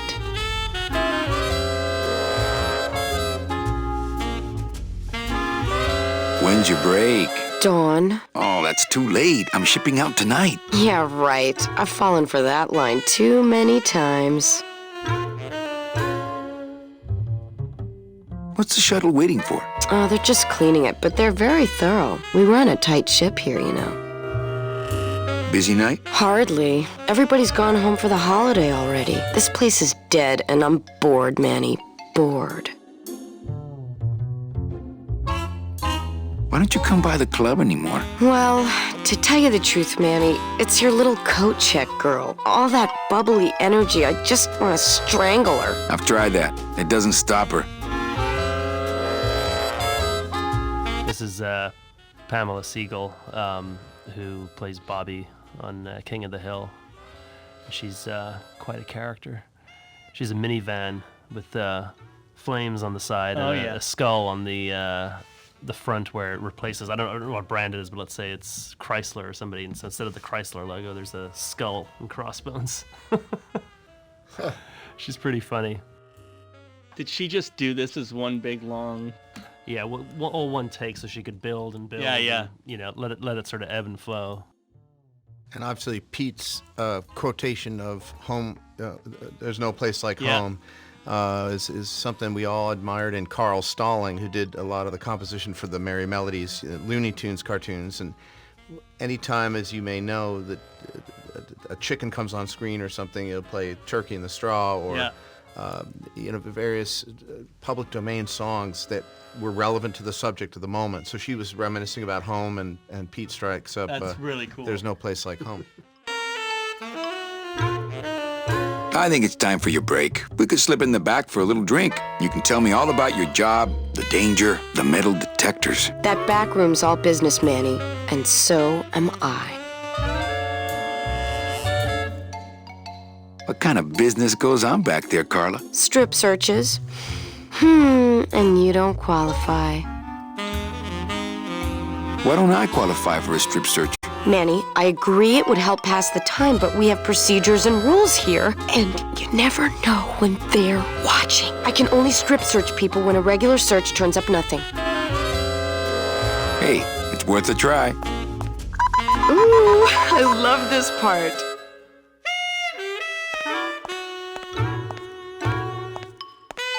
Sir, if you will, please place all of your belongings on the security desk.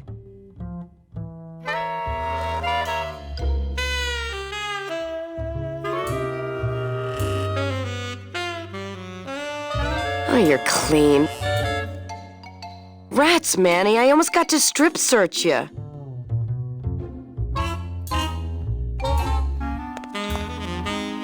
Her character's a little bit inspired by, I think it's Big Sleep too, where Bogart is hiding from someone. He needs to hide in a bookstore. Right. And he goes in there, and there's a woman in there, and she's really into him. Tippa Ben-Hur 1863 edition, the one with the errata on page 47 or something. Wow, that is a memory. Yeah. Well. And it's just really, he looks at her, and he's like, she seems like she's really attracted to him, if I remember correctly. And he like takes off her glasses and is like, yeah, okay. Like it was really kind of messed up scene. But well, it's that that was the subtext of the noir film. And then he pulled the shades. Hanky panky. Yeah, the hanky panky. Yeah, they locked the door and pulled down the shades. And that's a little bit what this scene is all a reference to or inspired by. Because she's telling him her story.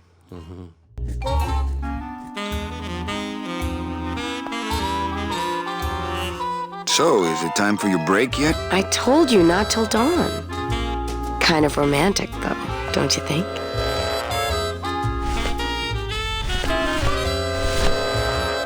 I don't really want to do that. What's that? Cigarettes. What does it look like? Can't smoke on the job, Manny. What? It's a new compact for your makeup. Manny, I don't wear makeup, you know that. And I'm not saying you need to. Good. I don't think that would get me the key. What? It's a little something special I bought for you. That's so nice, Manny. But save it for later, okay? When I'm off duty. What? I don't know. I found it under your desk. Unattended?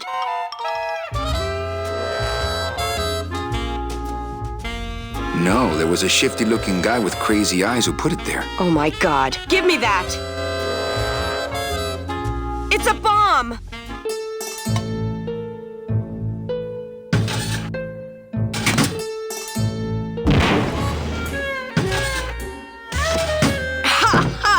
Another senseless act of terrorism nipped in the bud by Security Officer Carla. Wow. It was completely destroyed by our own detonator, so I can't tell what kind of bomb it was. But here's something. A key?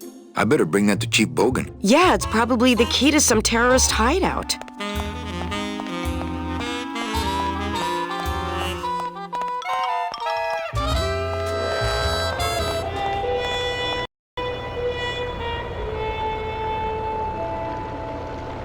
What was Nick doing with this key?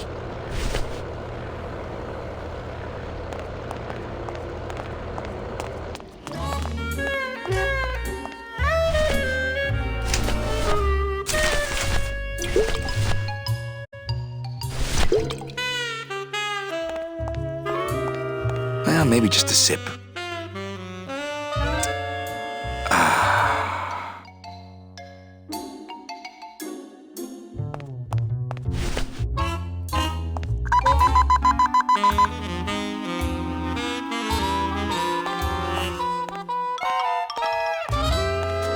Sir, if you will, please place all of your belongings on the security desk.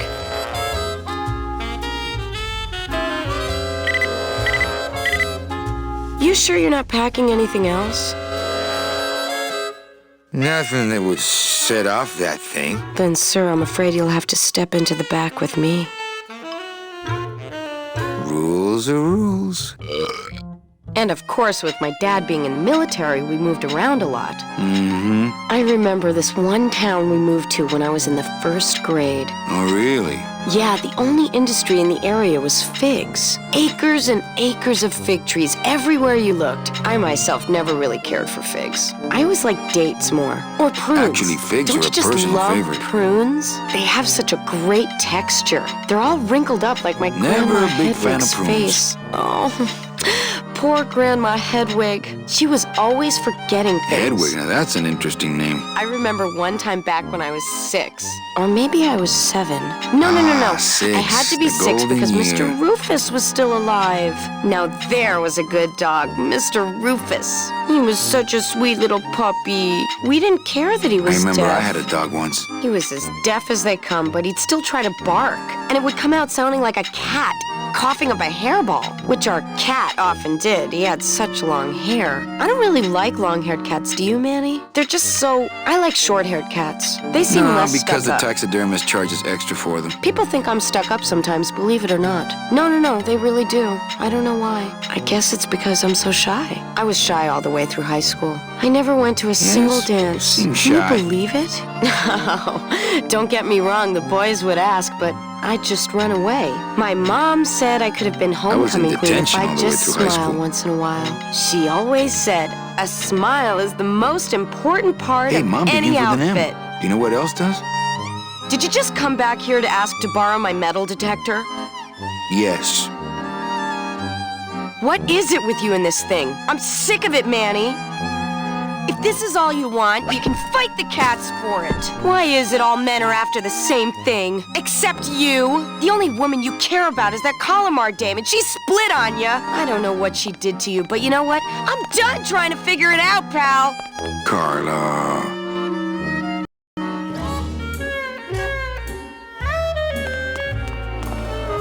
You wouldn't happen to have a second metal detector around here, would you? Ugh. Bye, Bye, Carla. Drop dead!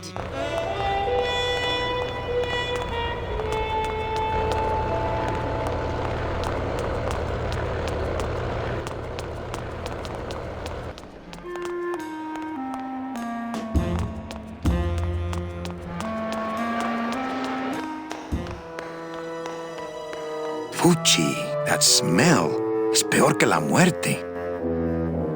Well, that's the hole I saw Carla's metal detector fall through. Oh, no. It says revolutionary design leaves can edges safe and smooth for Kitty.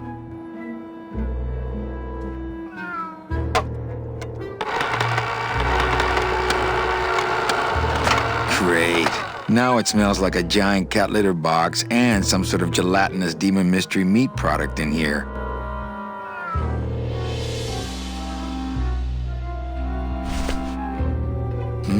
Smells good.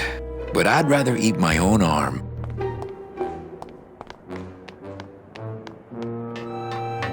Tempting as it is, I just can't bring myself to jump in the giant unclean kitty litter.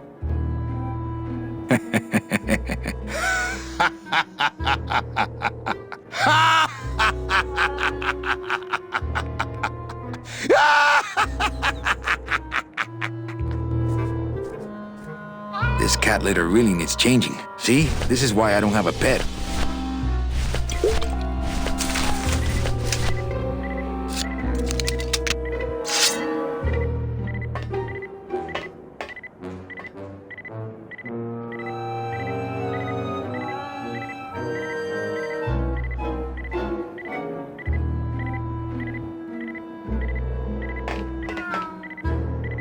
Aha!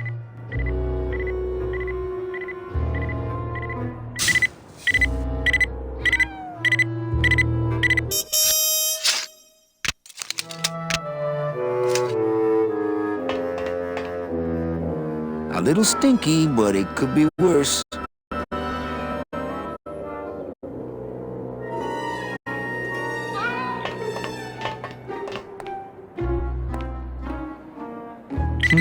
I think it's just picking up my blade.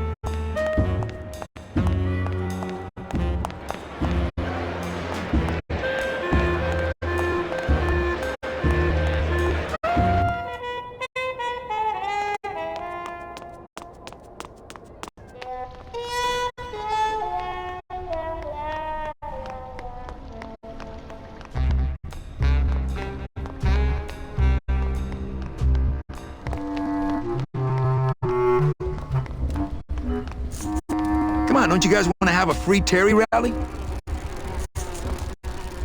So, what do you guys do in the free Terry? Guess it's up to me.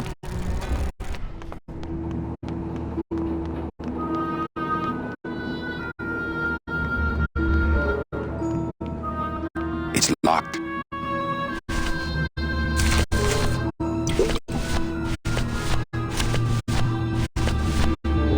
Looks like a turkey baster.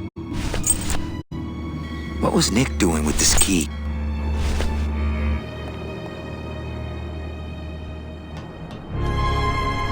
Lola? Careful, Manny. You may not want to see me like this. Lola!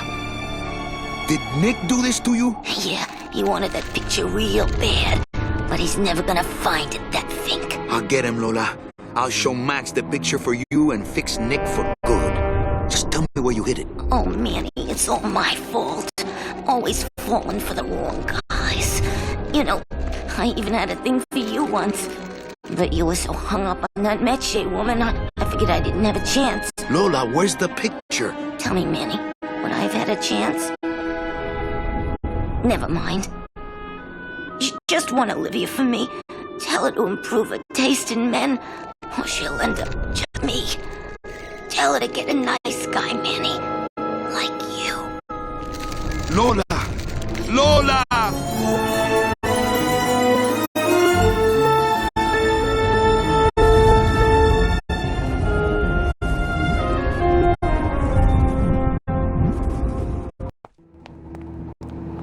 Oh, Lola.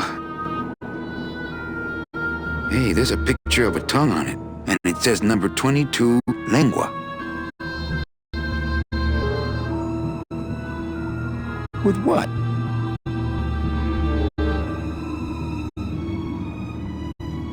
Hey, there's a picture of a tongue on it, and it says number 22, lengua.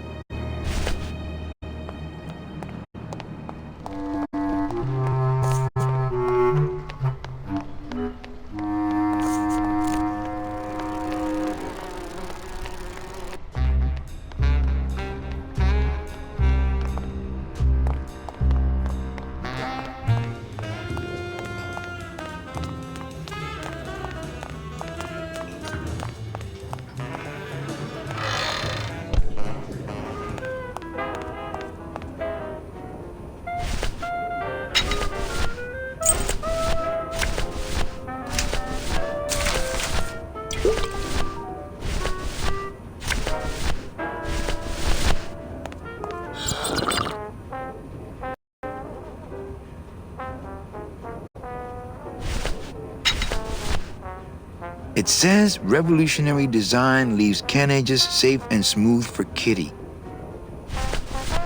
It's a turkey baster full of dirty hookah water. I would, but it's full. I don't want to squirt all that hookah water here.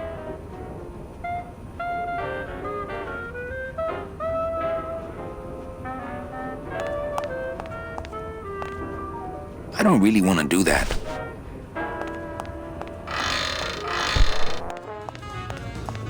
Mind if I go in? You don't want to go in there. I haven't cleaned up yet. Mind if I go in? You don't want to go. I haven't. Well, catch you later, hip chick. Keep practicing. Mind if I go in? You don't want. I haven't. Mind if I go in? You. I haven't cleaned. Mind if I go in? You. I have.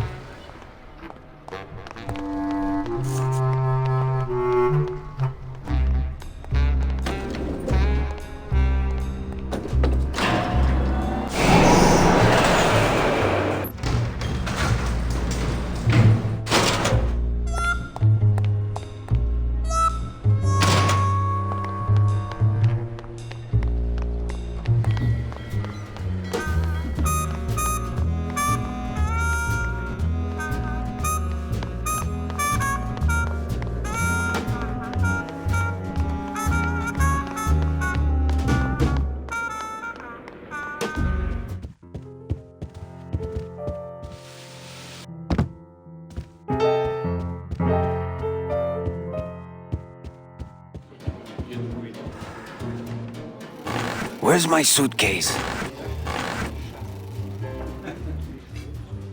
Where are your manners? You said you'd get my money from Maximino's safe. Don't worry, Chuck. You'll get what's coming to you. Well, I've got a club to run, so... And the burglary to commit, don't forget.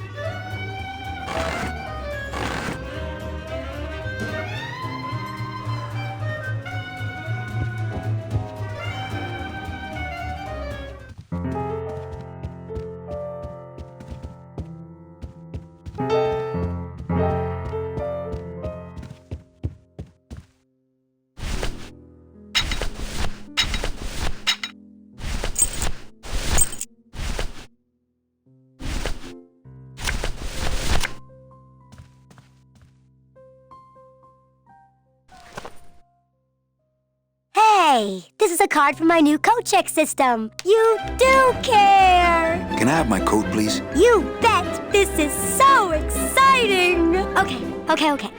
Hold on. 22.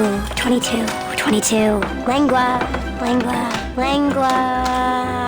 Aha! Here it is. Oh, darn. What's wrong? Just shoot me. Lupe, what is it? This can't be yours. That's it. Thanks. What are you doing with a tiny girl jacket? I don't suppose there was a camera back there anywhere. No. She must have hidden that somewhere else. I'll tell you tomorrow.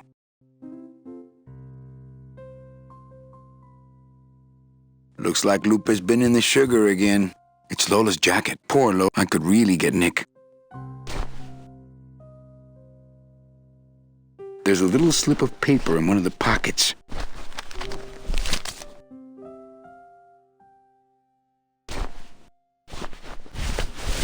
All that this paper says is number 36, the rusty anchor. What is that supposed to mean? All that this paper says is number 36, the rusty anchor. What is that supposed to mean? All that this paper says is number 36, the rusty anchor. What is that supposed to mean? It's Lola's jacket.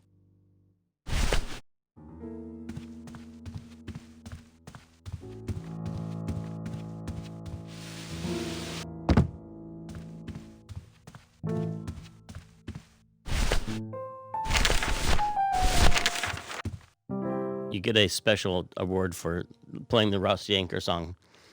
I secretly wanted to sing this one. You know, I did a demo for you. Remember? Yeah, this is one of the things, much like Cabbage Boy, that we wrote together. Yep. I wrote the lyrics, and then you came up with a tune, and then changed the lyrics a little bit to actually make them more musical. My boat's got a rusty anchor. Yeah. Mm-hmm. Oh, rusty anchor, going down. See? Do it. Oh, rusty, birds got to stink around. I said stink around. It's stick around. I guess Glottis is good at anything that uses keys. Ooh, a request. Rusty anchor. Rusty anchor. Yeah, I think I know that one. If I remember right, it goes a little something like this.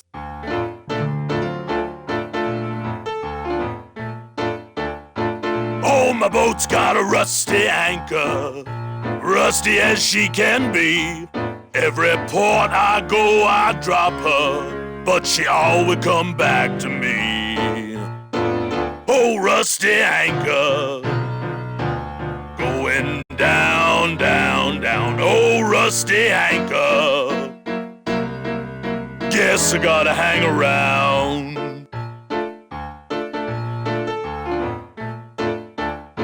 Now I love that rusty anchor, but man, she don't love me.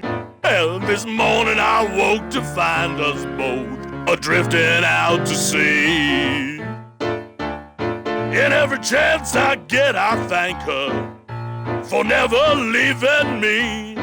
Well, my bones are carved up driftwood, but she won't never set them free. Oh, rusty anchor, going down, down, down. Oh, rusty anchor, guess I gotta hang around.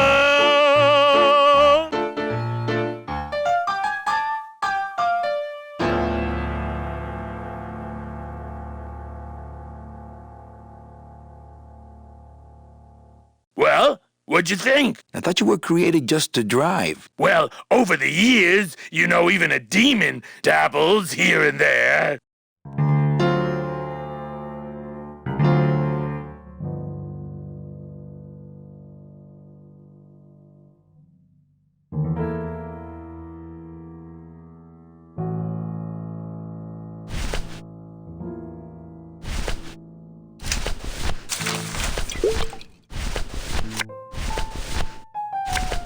It's the VIP pass for the High Rollers Lounge that Chowchilla Charlie gave me. Ooh. Check out this fancy pass to the High Rollers Lounge. Can you believe how full of themselves they are over there? I don't think their place is any more VIP than ours, do you? I don't know. I try to stay away from that place. Really? Why? 'Cause of my problem. Glottis? Compadre?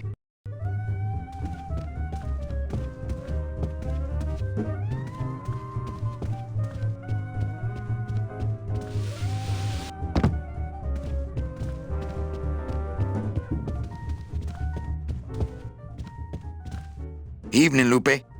Hi, Manny. Bogan looked mad when he left? Yeah, what happened? Hey, we all run out of luck eventually. Careful, Manny, or you're gonna get us shut down. Okay, back to work. Okay.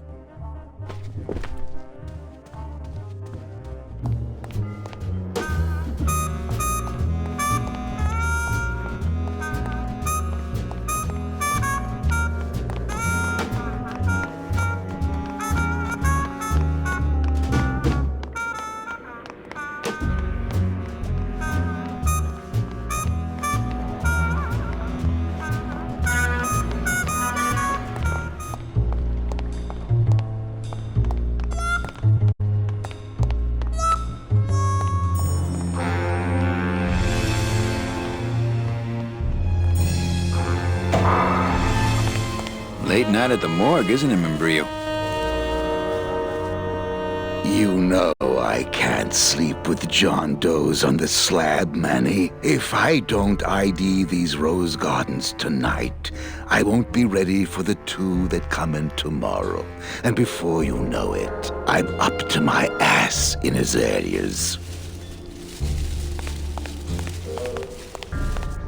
Oh, Membrillo, my brother actually makes Membrillo, which is a quince jelly that you eat with cheese. Membrillo means quince. Well, you Sure doesn't sound like it. Membrillo. Oh, Membrillo, that's different. Yeah. What'd you think I said?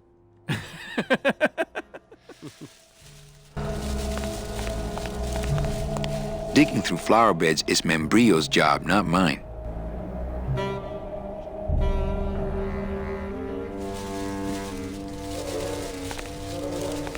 How was the lighting handled on the characters in each environment?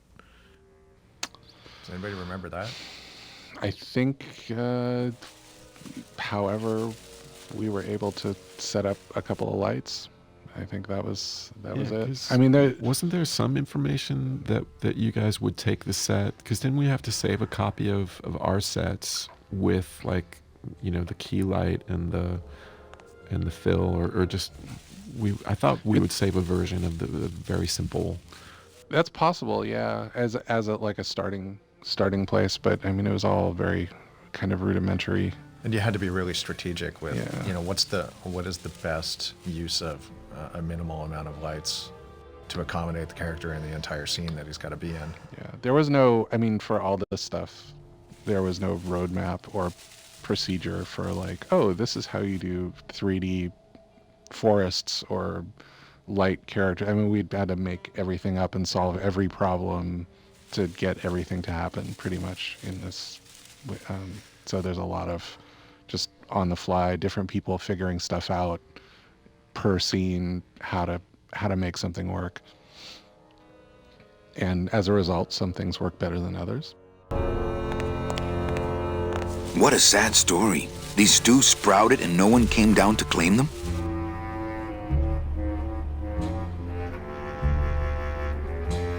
Death makes sad stories of us all. How's business? Booming, unfortunately. More crime every day. And more sproutings like these. Something's happening back in El Morro, I think. And its dark hand is finally reaching us here in Rubacava.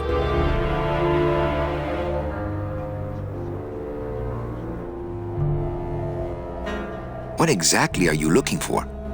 I'm digging for a treasure that part of me does not wish to find. For when I uncover that sad doubloon that tells me who this poor soul is, my reward is not riches, but the chance to make a phone call and break somebody's heart. Of course, with this equipment, The search could go on for some time.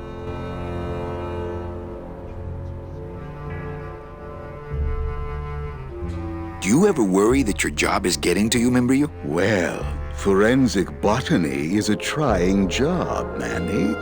But have you ever spent much time here with a florist? In life, they became florists because they love flowers. But here, a flower is a symbol of pain, of death within death. Their conflicted feelings build and build, and eventually, they become quite mad. Thanks for the tip. I guess I'll send balloon bouquets from now on. Membrillo, why do you stay in town? Why don't you head off toward the Ninth Underworld? Manny, you can only search for something for so many years before you stop believing in it altogether. You don't believe in the Ninth Underworld? Why do you think we're all here in Rubacava? 'Cause you're waiting to earn off your time or you can't afford passage or... Manny, we've given up. All of us. When you've been here long enough, you will too. Can I help? Sure. Grab hold of this leaf right here. Manny? I can't do it. I know. I was just testing. How do you do this job? Without becoming jaded, you mean? My secret to happiness, Manuel, is that I have the heart of a 12-year-old boy. I keep it over here in a jar. Would you like to see it? No. Sorry. Old coroner joke. Well, don't let me bother you. Always nice to have visitors.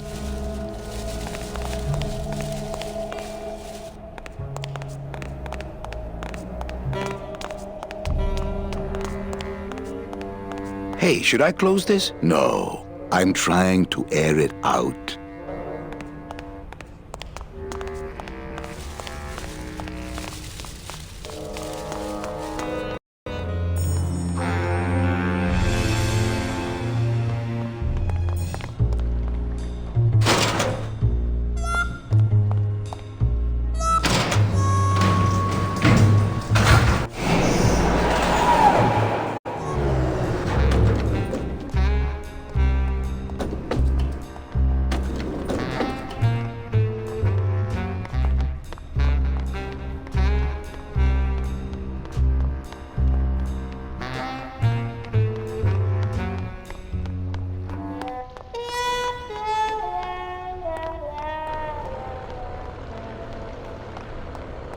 There it is. Max's giant cat racetrack. How's a regular guy with 3 roulette tables supposed to compete with that?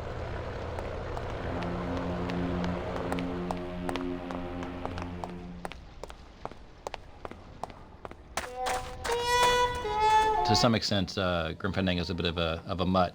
It's got pieces of Jedi Knight, it's got pieces of Scum, it's got pieces of Outlaws, it's got pieces of, it's got IMUS coming in, and it's got the Lua language. So it was a game kind of made on a shoot, for all the technical challenges in it. A lot of pieces were sort of pre-existing, and kind of it was a matter of maybe a new era of game development where you don't write everything from scratch, but you kind of put it together in the best possible way. Well, and one of the kind of the side effects of that was, since we had pretty robust solutions to video playback and rendering and art pipes in front of us, it really, a lot of the effort, aside from just making everything, all the blocking and tackling working, was spent on how to making games like this convenient and producible and artist friendly. And you had built some tools that were really unlike the things that appeared in RenderDroid or Smush or some of the technologies it was built on. So it's a bit of a mutt in that we borrowed a bunch of really great technology, but there's also a lot of really innovative stuff.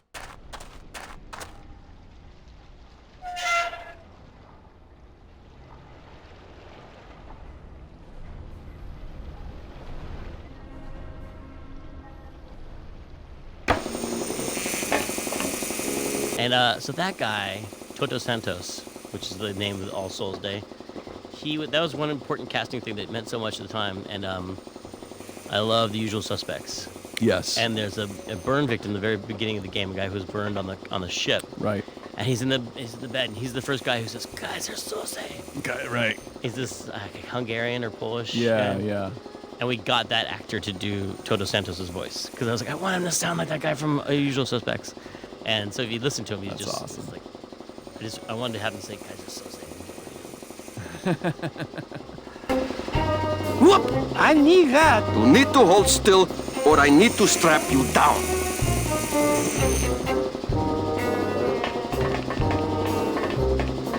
I love how all the characters have very distinct voices that match their personality and their look. Like, how much would Tim give you direction, and how much was your direction influencing?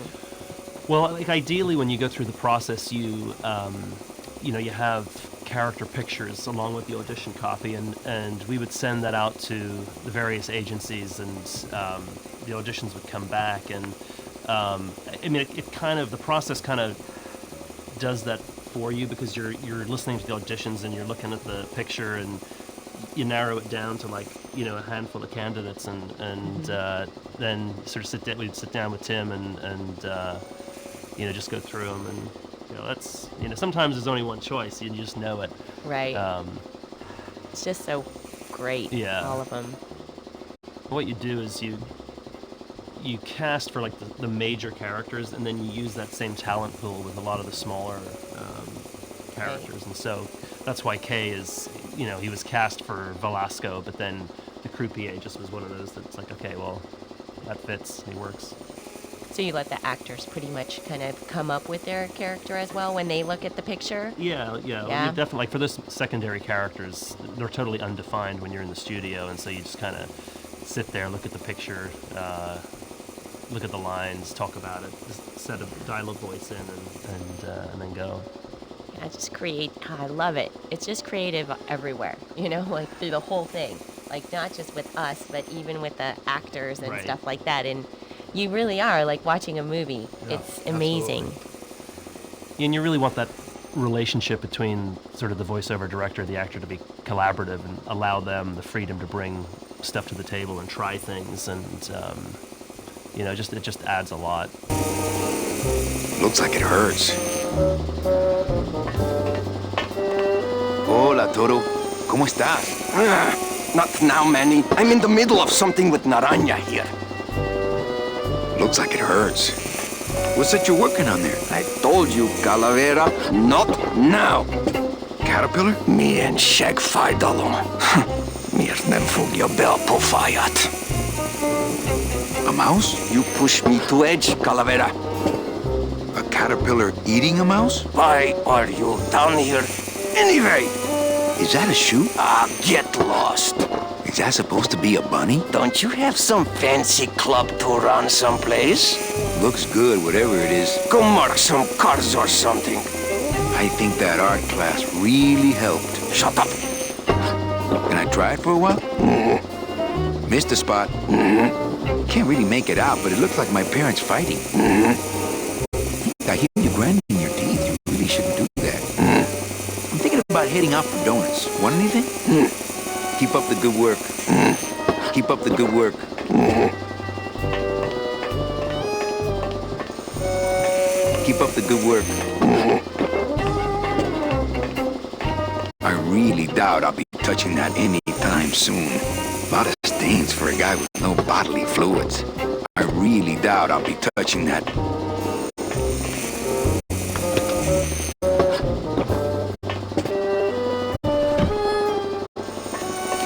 It's empty.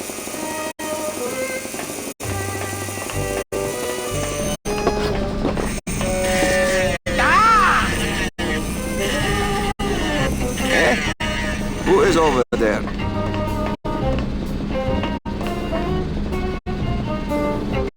When I am done with Naranja here, I am going to tattoo big floppy ears on the side of your head so people will know what a jackass you are.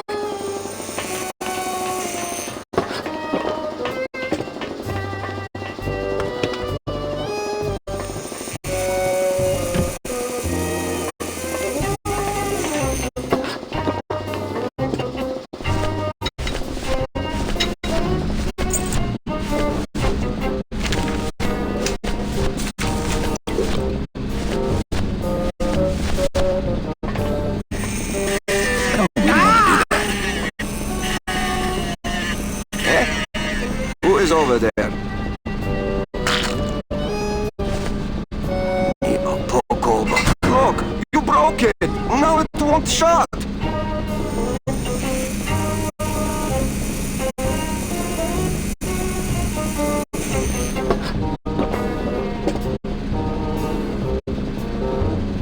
Nemozogya, hold still. What are you, dead? Keifa, wake up. I don't work on drunks. Resek Chovarko. What kind of sailor are you? Can't handle booze, huh? Hogy te azt gondolod, hogy engemet nem fogsz kifizetni? Te teljesen bolond vagy. Well, let's go. I got your boy Naranja here. And my 8 years. Well, he's sobered up. I send him to Limbo. Yeah. You'll make it there by morning. Promise. Oh, yeah. Let's see That is you what got I told on you. him. Sailor?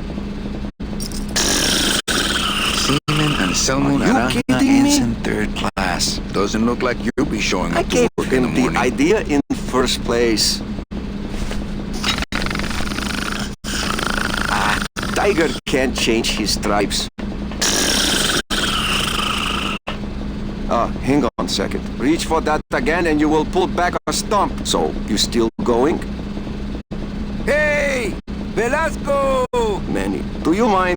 Artist at work here, eh? Hey, listen to me. You've got to take care of yourself. Hey! Velasco! Manny, do you mind?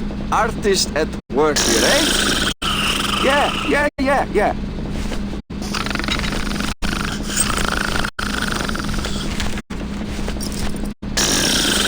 Salmon Naranja ensign 3rd class.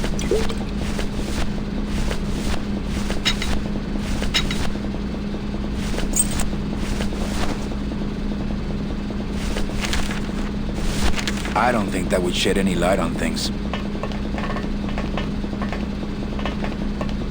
I don't think that would shed any light on things. I don't think that would shed any light on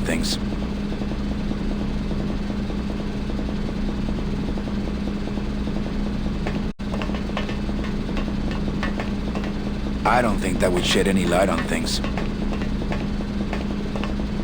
Hang on a second. This mean anything to you? You mean beside the song, the poem, and the bar, and the statue by that name? Sure, it is one of my most famous designs. Here, I show you.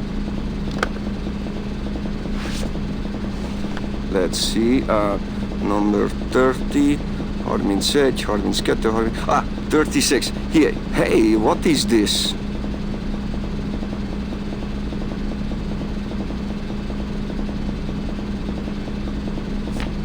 My friend Lola left that here for me. Oh yeah. Lola was here, sweet girl, like daughter to me. Tell her Papa Toto says hello. Right.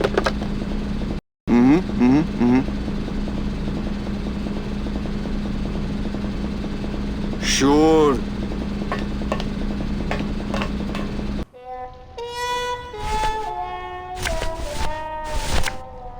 Looks like these cats are almost scruff and scruff.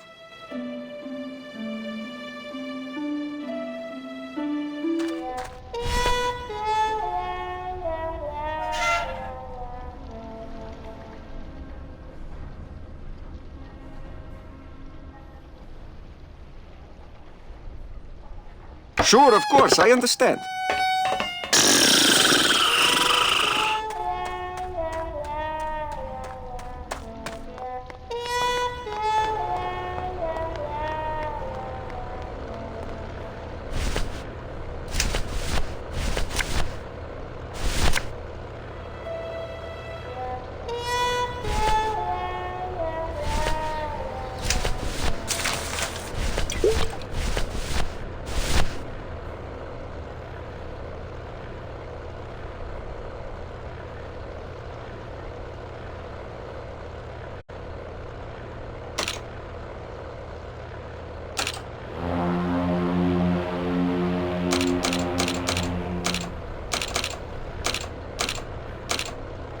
Me and this ticket printer, we're gonna make a mint. Me and this ticket printer, we're gonna make a mint. Me and this ticket printer, we're gonna make a mint. Me and this ticket printer, we're gonna make a mint.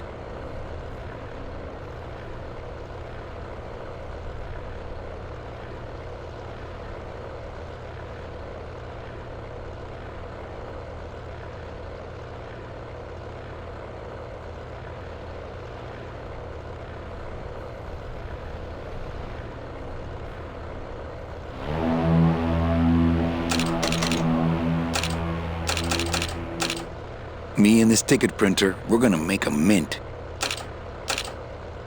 Me and this ticket printer, we're gonna make a mint. Me and this ticket printer, we're gonna make a mint. Me and this ticket printer, we're gonna make a mint. It's a betting stub for, let's see, Tuesday. Week 2, race 6.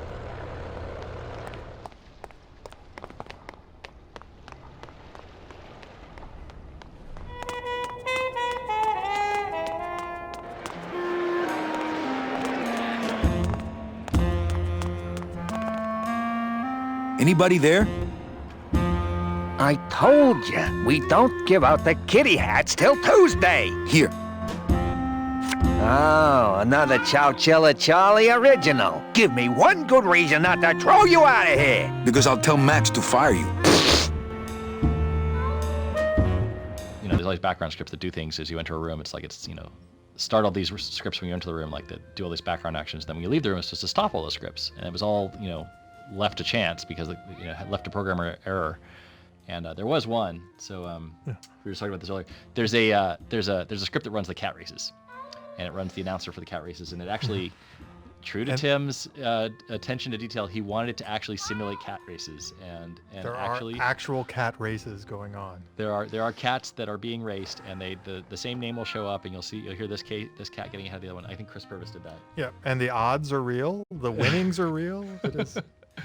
Yeah, Manny's wallet fills up, and of course no. The cat races are running, and so it's in the background. The announcer's running, and it's the simulation of these cat races being run. And they never killed that script. So you play the rest of the game from the cat scene, and the cat race simulator script is always running. Yeah. Yes, Always. from the moment the cat races start to the end credits of the game, To the cat end of race, time. the cat race simulation is going on in the background. There are still kitties racing today. Yes.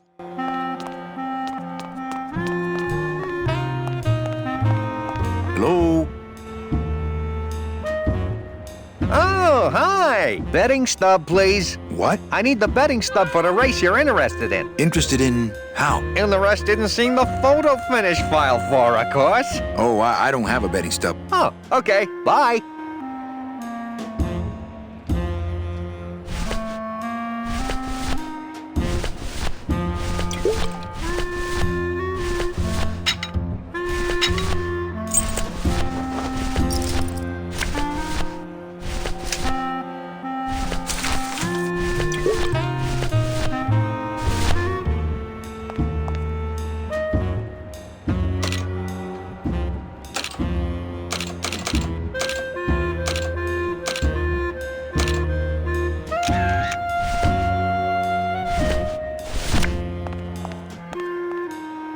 Hello?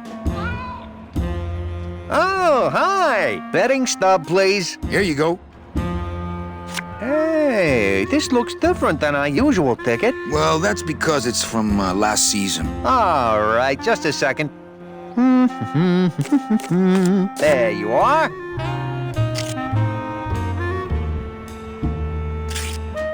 Aha! What? Are you a winner? Big winner.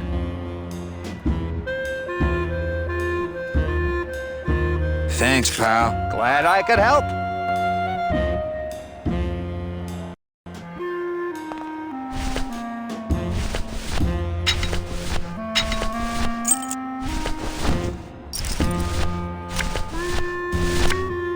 It's Lola's last work, a juicy photo of Nick and Olivia kissing.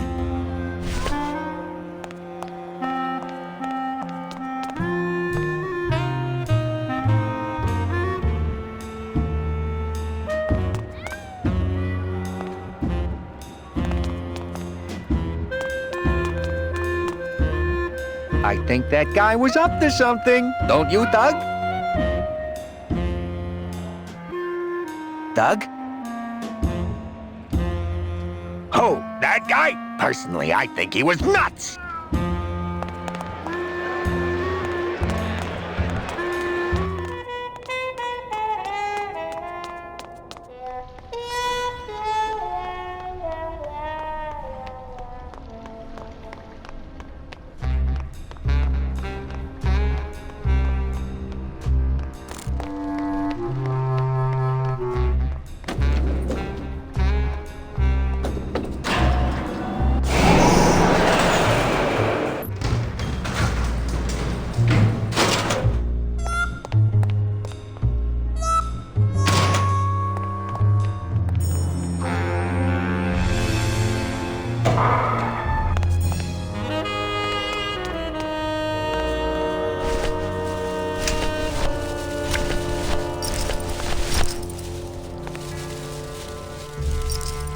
Are you sure you're looking hard enough? Look, Manuel, these old eyes are tired. I'm doing the best I can, but the average retirement age beachcomber has more sophisticated equipment than I've got here.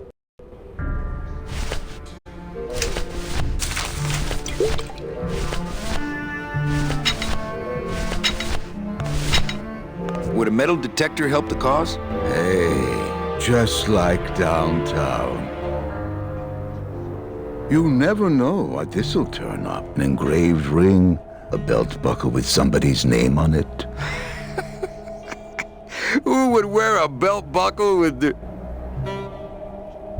Oh. Digging through flower beds is Membrillo's job, not mine. Huh.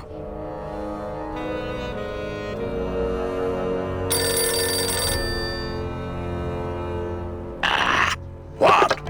Velasco, it looks like I've got one of your boys down here in the morgue. A sailor by the name of... Naranja. What? How? Sprouted?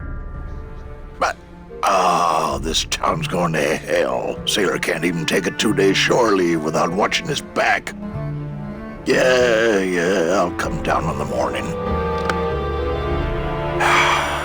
All day long, Manny, I sought through pure sadness. I find evidence, and I piece together stories. But none of my stories end well.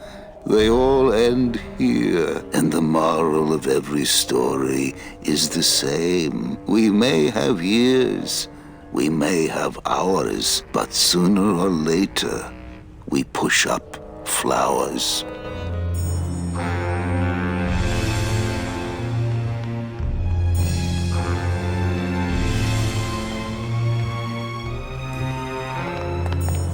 I know that statue's supposed to mean something about justice, but I don't know. I don't know why there's so much union jokery in games that I've worked on, but I've always found it, maybe because it was a big part of like movies that air like on the waterfront, you know, and not so much unions, but mobster corrupt unions. Right. There's always a big part of that, you know, going on, and then also like worker, anti-worker, communist themes going on. Like it was all tied together. And I don't know if that all sprung out of On the Waterfront or other movies. Well, On the Waterfront though was kind of, I mean, it was sort of championing the plight of the working man, but it also was talking about the dark side of the union thing for sure. But it was a corrupt union. It was it was. mob-run deal. That's true.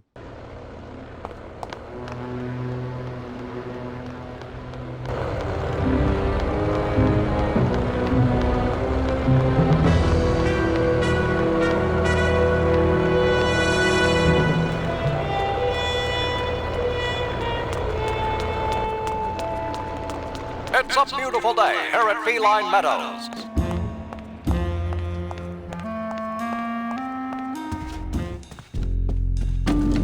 You got it!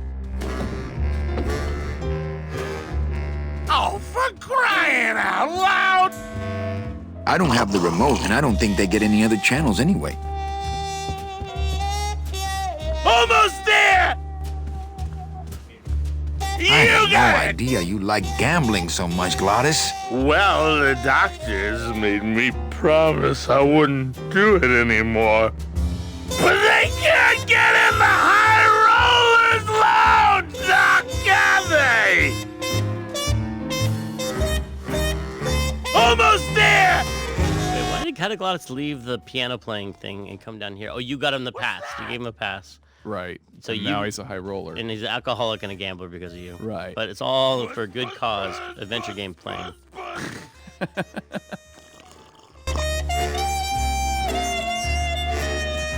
Coming home soon?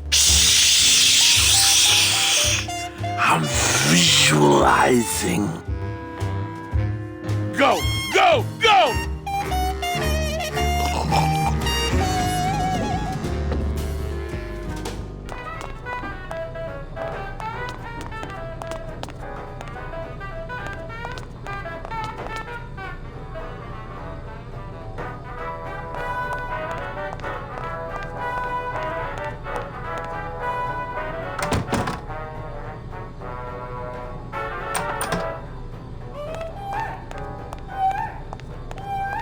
I don't need any cat meat.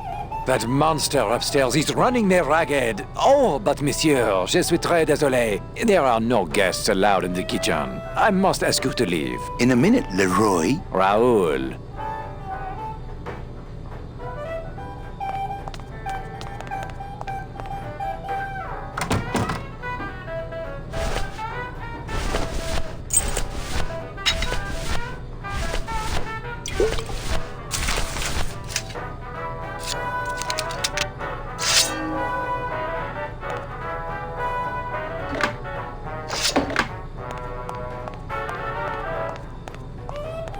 Hello? Hello out there? Could somebody please open the door?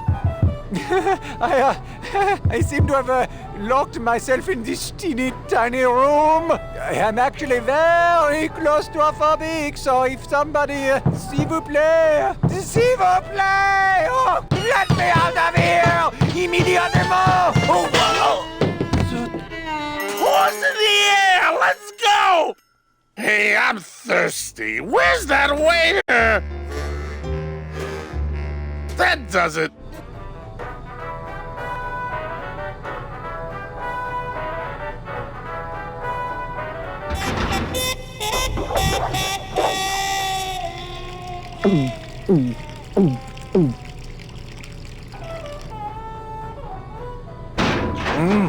Fruity, but voluminous.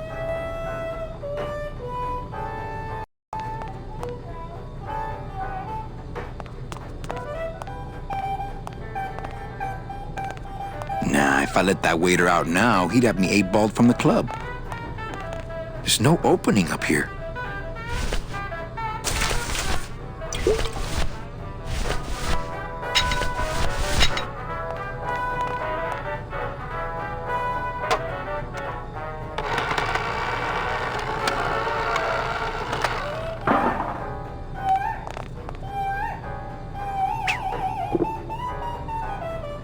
Well, somebody's sleeping on the job.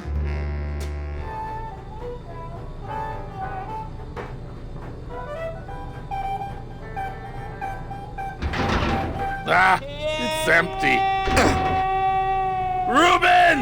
Where are you?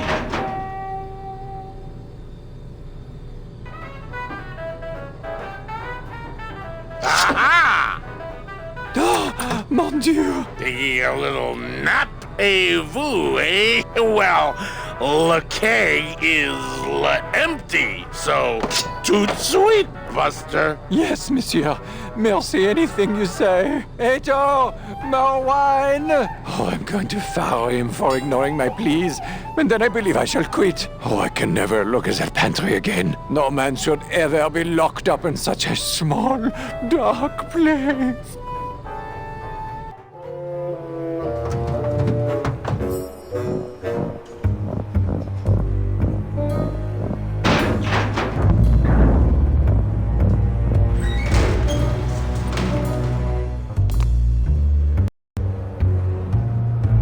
So this is one of the parts of the game where a huge amount was cut out. There was supposed to be a gigantic action sequence like there was in all of, I think we cut it with giant action sequence out of every year, but there's a gigantic action sequence where there's an animal called the Dillopede that guarded the bottom of the elevator. It was a giant armadillo, and the Dillopede was there to kind of snap at Manny as he came down. And there's this whole sequence where you had to kind of, you had the Dillopede hanging by some elevator cable, and he was snapping at you, and you had to swing on him or something like that. And it's just the idea of a giant vicious armadillo still sticks with me. But it was one of those things where it's like, you look at the context of the game, and it's an adventure game, and the budget's short, and already going to be a huge game. What purpose is it serving the game? So we had to cut a lot of stuff out like that. That just was really cool and fun to design, but ultimately not critical of the game, and was going to be really expensive.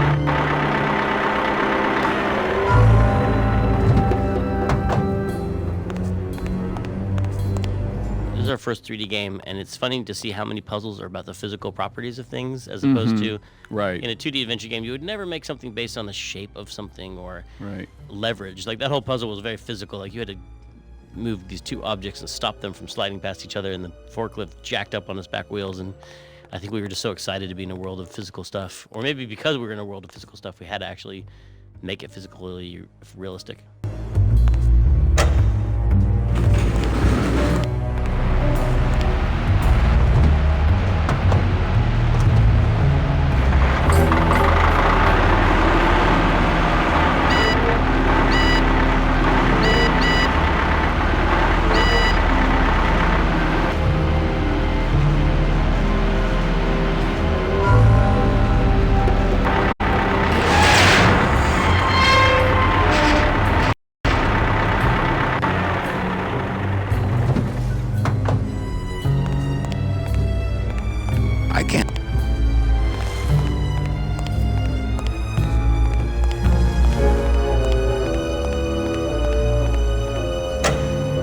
It's not moving. Must be stuck.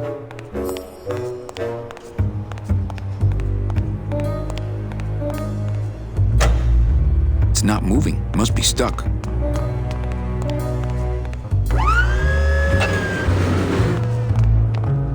No, and I think this is one of my first sets. Oh, yeah, I remember this is... Both of those were... well, it was one of the first ones that I'd ever modeled. And again, it was very simple. Very simple geometry.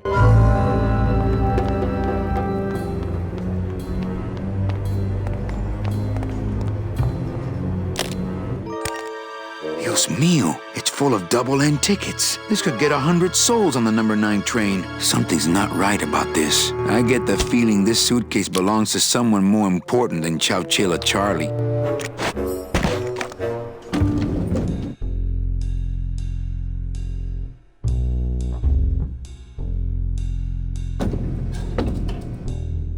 All right, Manny. Give me the case. Charles, I thought we had a bargain. No, we do. But I thought I'd bring some muscle along just in case. What's the matter, Chuck? Can't afford to hire goons to do this sort of work for you? I'm all the goon I need. Now drop it. You said it, boss. Got a card for me? Here. Welcome to the Union, Manny. Meetings first Tuesday of every month, and don't forget to pay your dues. Don't forget to pay my dues.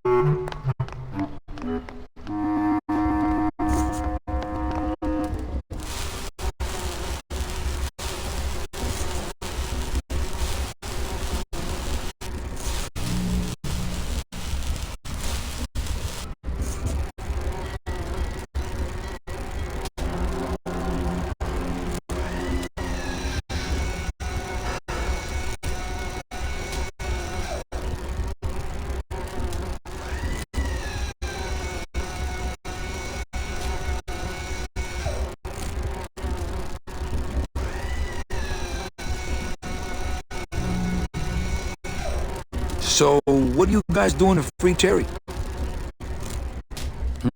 Guess it's up to me.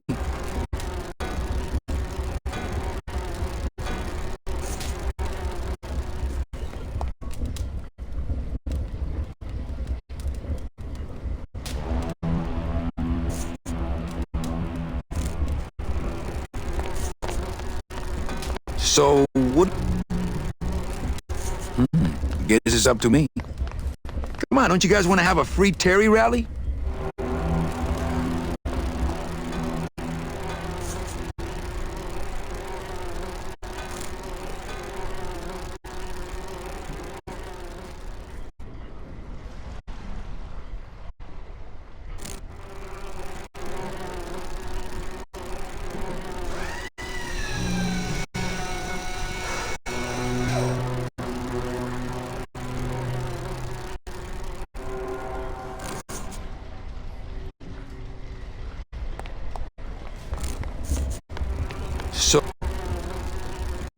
They look busy working up, not picking that up.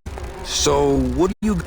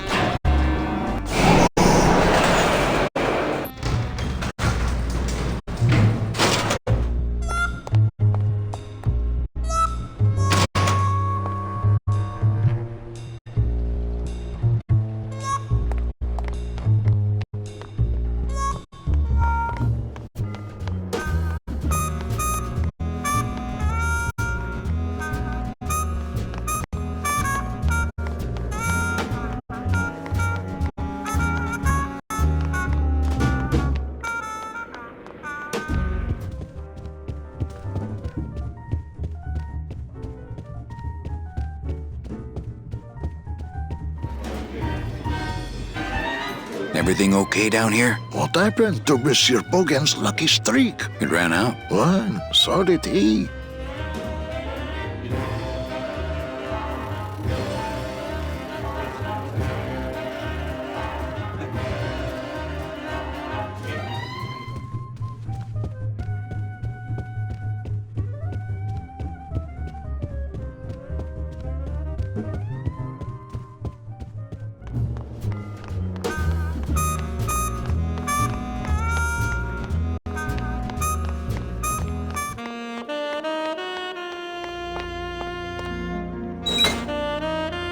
Hey, you lazy bees!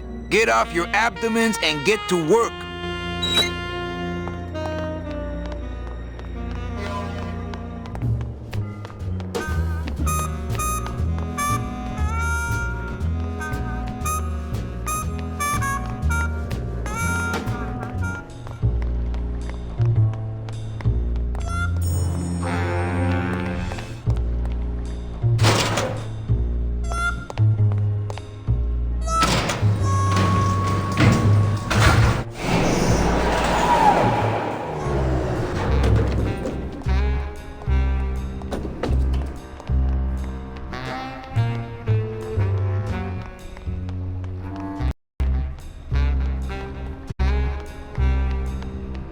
Sprouted? What's happening to this town? Oh, big city crime, Manny.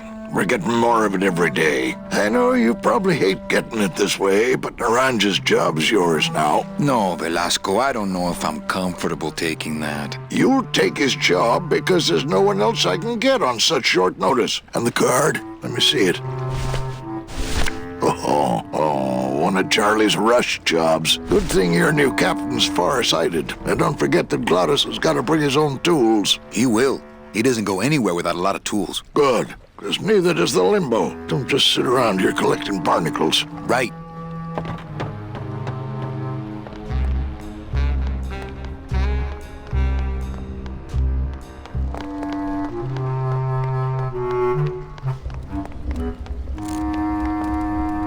So, what are you guys doing to free Terry? Guess it's up to me. Come on, don't you got...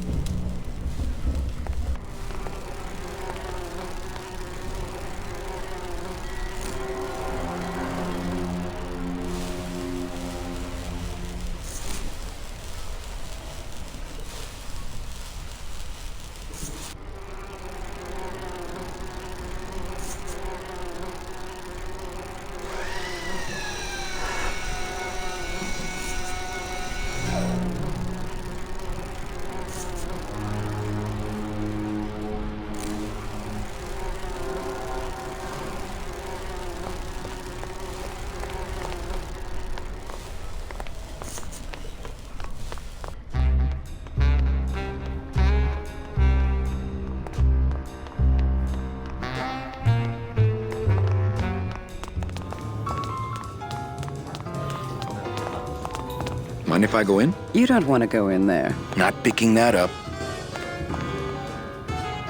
Hey, how about another poem? Okay, last one, folks. With bony hands, I hold my partner. On soulless feet, we cross the floor. The music stops, as if to answer.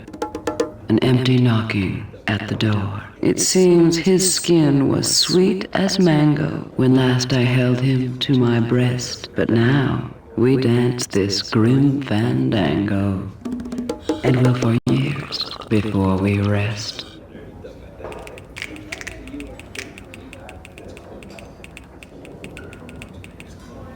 That was great. Really, this time I just don't have any more. Hey, how about another poem? I'm bone dry, flesh out of poems. Just begin again at the top. They get better each time. Really? Okay. Alive, we slept. Life's just some rapid eye movement. In a warm, cozy bed. Buried, we wake. The flesh dream is over, Daddy. Now that we're all crazy dead.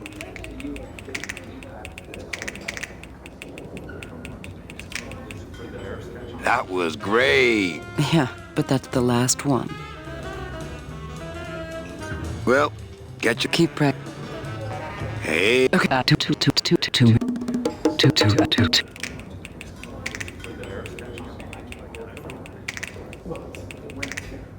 That was great. Yeah, but that... Well, catch you later, hip chick. Keep practicing that lingo, man. You'll get it.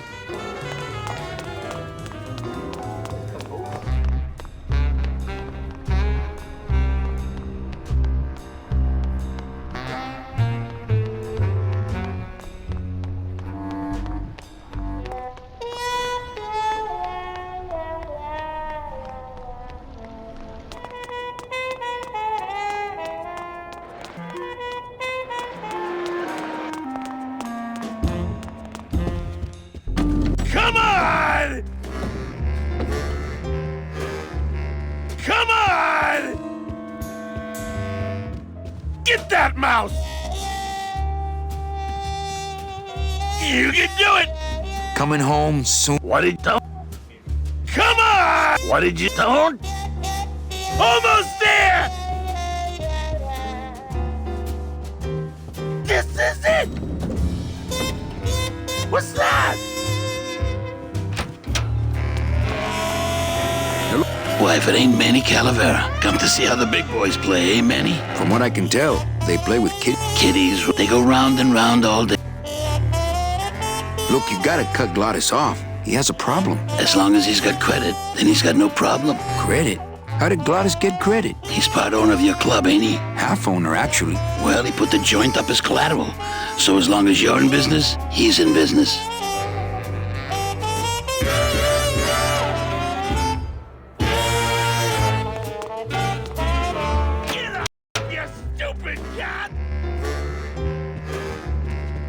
Get that mouse! Come on!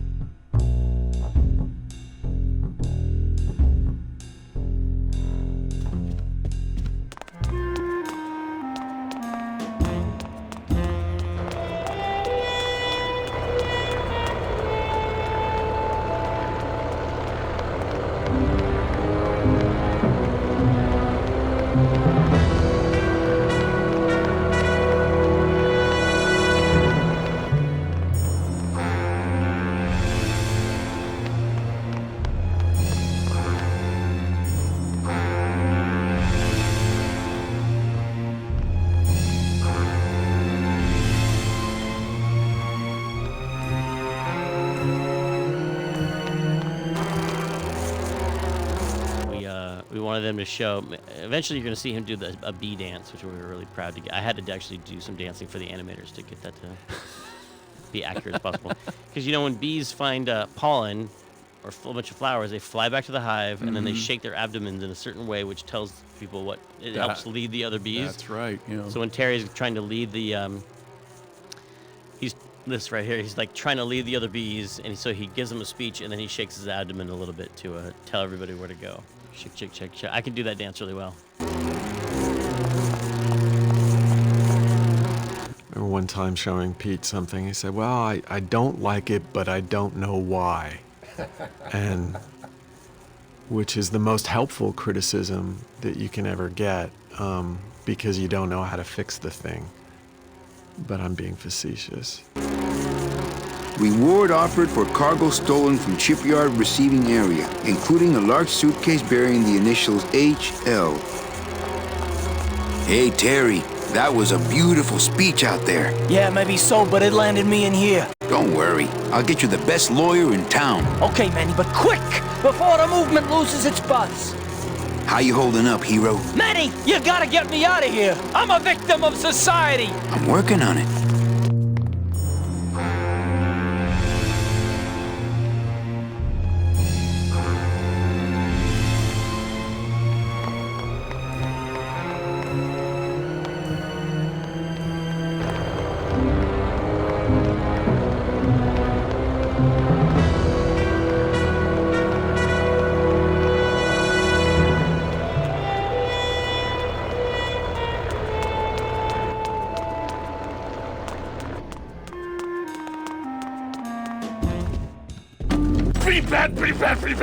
Pretty bad.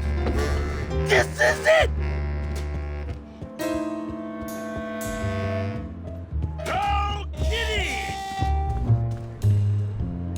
Look what I found at the photo finish booth. Looks like Naughty Kitten and Bad Timecat are neck and neck. What do you want? I want to tell you a sad story of a young man unjustly imprisoned merely for speaking his mind. It's time to shake up the hive.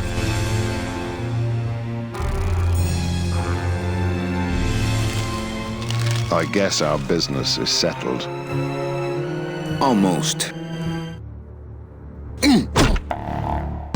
What? Was that for the photo girl? No, that was just for being you. I don't have time to get you for Lola, but I'm sure somebody will. You didn't have time to save her either. But don't feel too bad about that, Manny. I hear saving women really isn't your forte.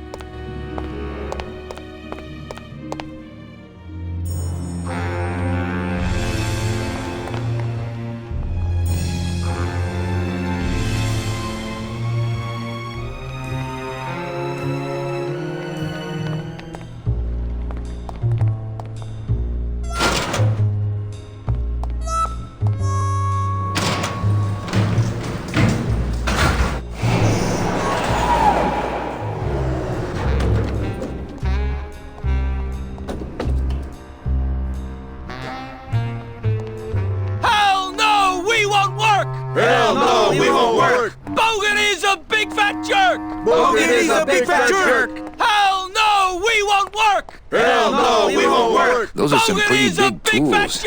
I'll just have Glottis come pick them up on our way out of town. Are we bees or are we flies? Are we bees or are we flies? For quite a while. No more lies! No more lies! No more lies! Are we bees or are we flies? Are we bees or are we flies? No more lies! No more lies! No more lies! Manny! Do it in time, all right? Okay, sorry. From the top. Hell no, we won't work! Hell no, we won't work! Bogan is a big fat jerk! Bogan is a big fat jerk! Hell no, we won't work! Hell no, we won't work! Bogan is a big fat jerk! Bogan is a big fat jerk! Are we bees or are we flies? Are we bees or are we flies? No more lies! No more lies! No more lies! No more lies! Are we bees or are we flies? Are we bees or are we flies? No more lies! No more lies! No more lies! No more lies! Sea bees! Sea bees! Free bees! Free bees! Sea bees! Sea bees! Free bees! Free bees! We're strong! We're strong! We're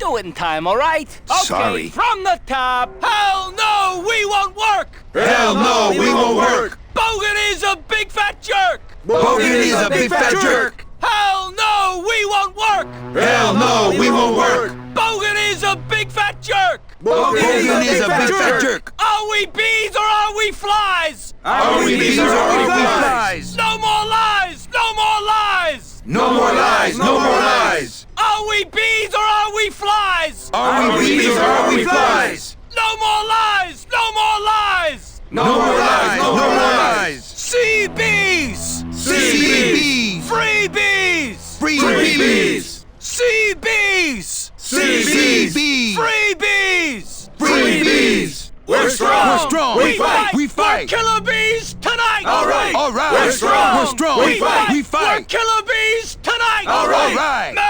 Manny Calavera! Manny Calavera! Got no skin! Got no hair! Don't need skin! Don't need hair! Manny Calavera! Me! Calavera! Got no skin! Got no hair! Don't need skin! Don't need hair! Hell no! We won't work! Hell no! We won't work! Bogan is a big fat jerk! Bogan is a big fat jerk! Hell no! We won't work! Hell no! We won't work! Bogan is a big fat jerk! Bogan is a big fat jerk! Are we bees or are we flies? Are we bees or are we flies? No more lies! No more lies!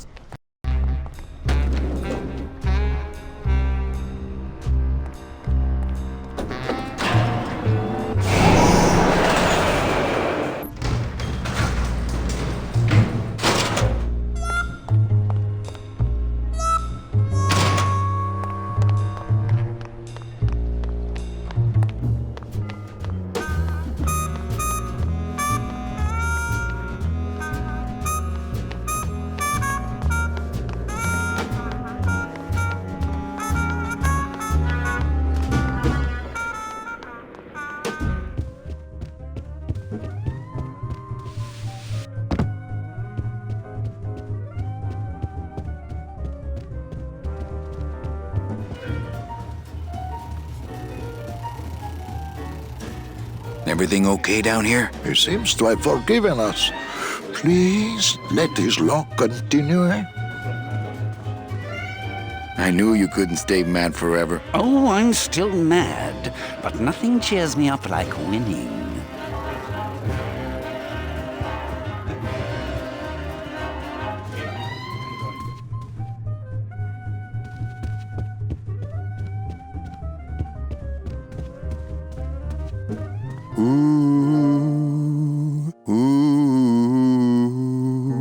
Meche. Hoo, yeah!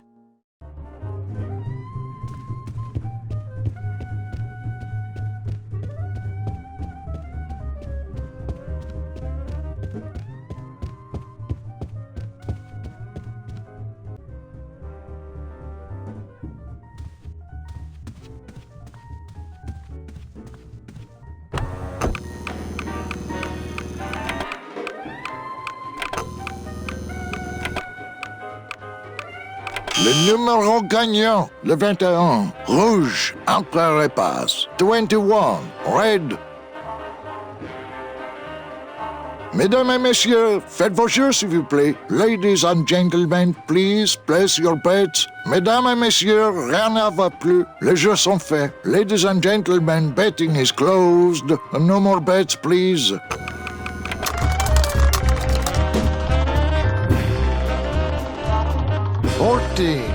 Fourteen is the winner. Le 14. Numéro 14 est le gagnant. I think you mean 2. Am I correct? No, monsieur. 14 is the winner. I think you've made a mistake. I'm sorry, sir. 14 is the winning number. Better luck next time, eh? That does it. That Calavera's getting too big for his britches. I don't like raiding businesses and shutting them down. But someone's got to teach Manuel a lesson in law and order. This way, back here. Open those paddy wagons up and start filling them. And somebody find Calavera. I want to interrogate him personally. Raided? How long are they gonna close it for? Yeah, you better cut off the big guy's credit then. Yeah. Throw the drunk out on his big orange butt. and bring me Calavera so we can talk about his debt. Hey, come on! You gotta let me back in! I'm a VIP! Does that stand for very inebriated pianist? Oh, Manny, I don't want to be a pianist anymore. I'm a mechanic. I know. That's why I got you a new job. Come on, let's go pick up your tools.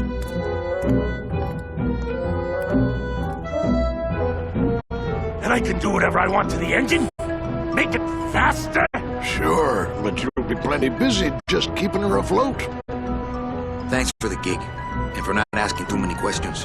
Hell, after what happened in Naranja, I can see why you'd leave town.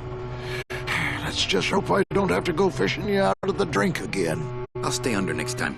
I promise.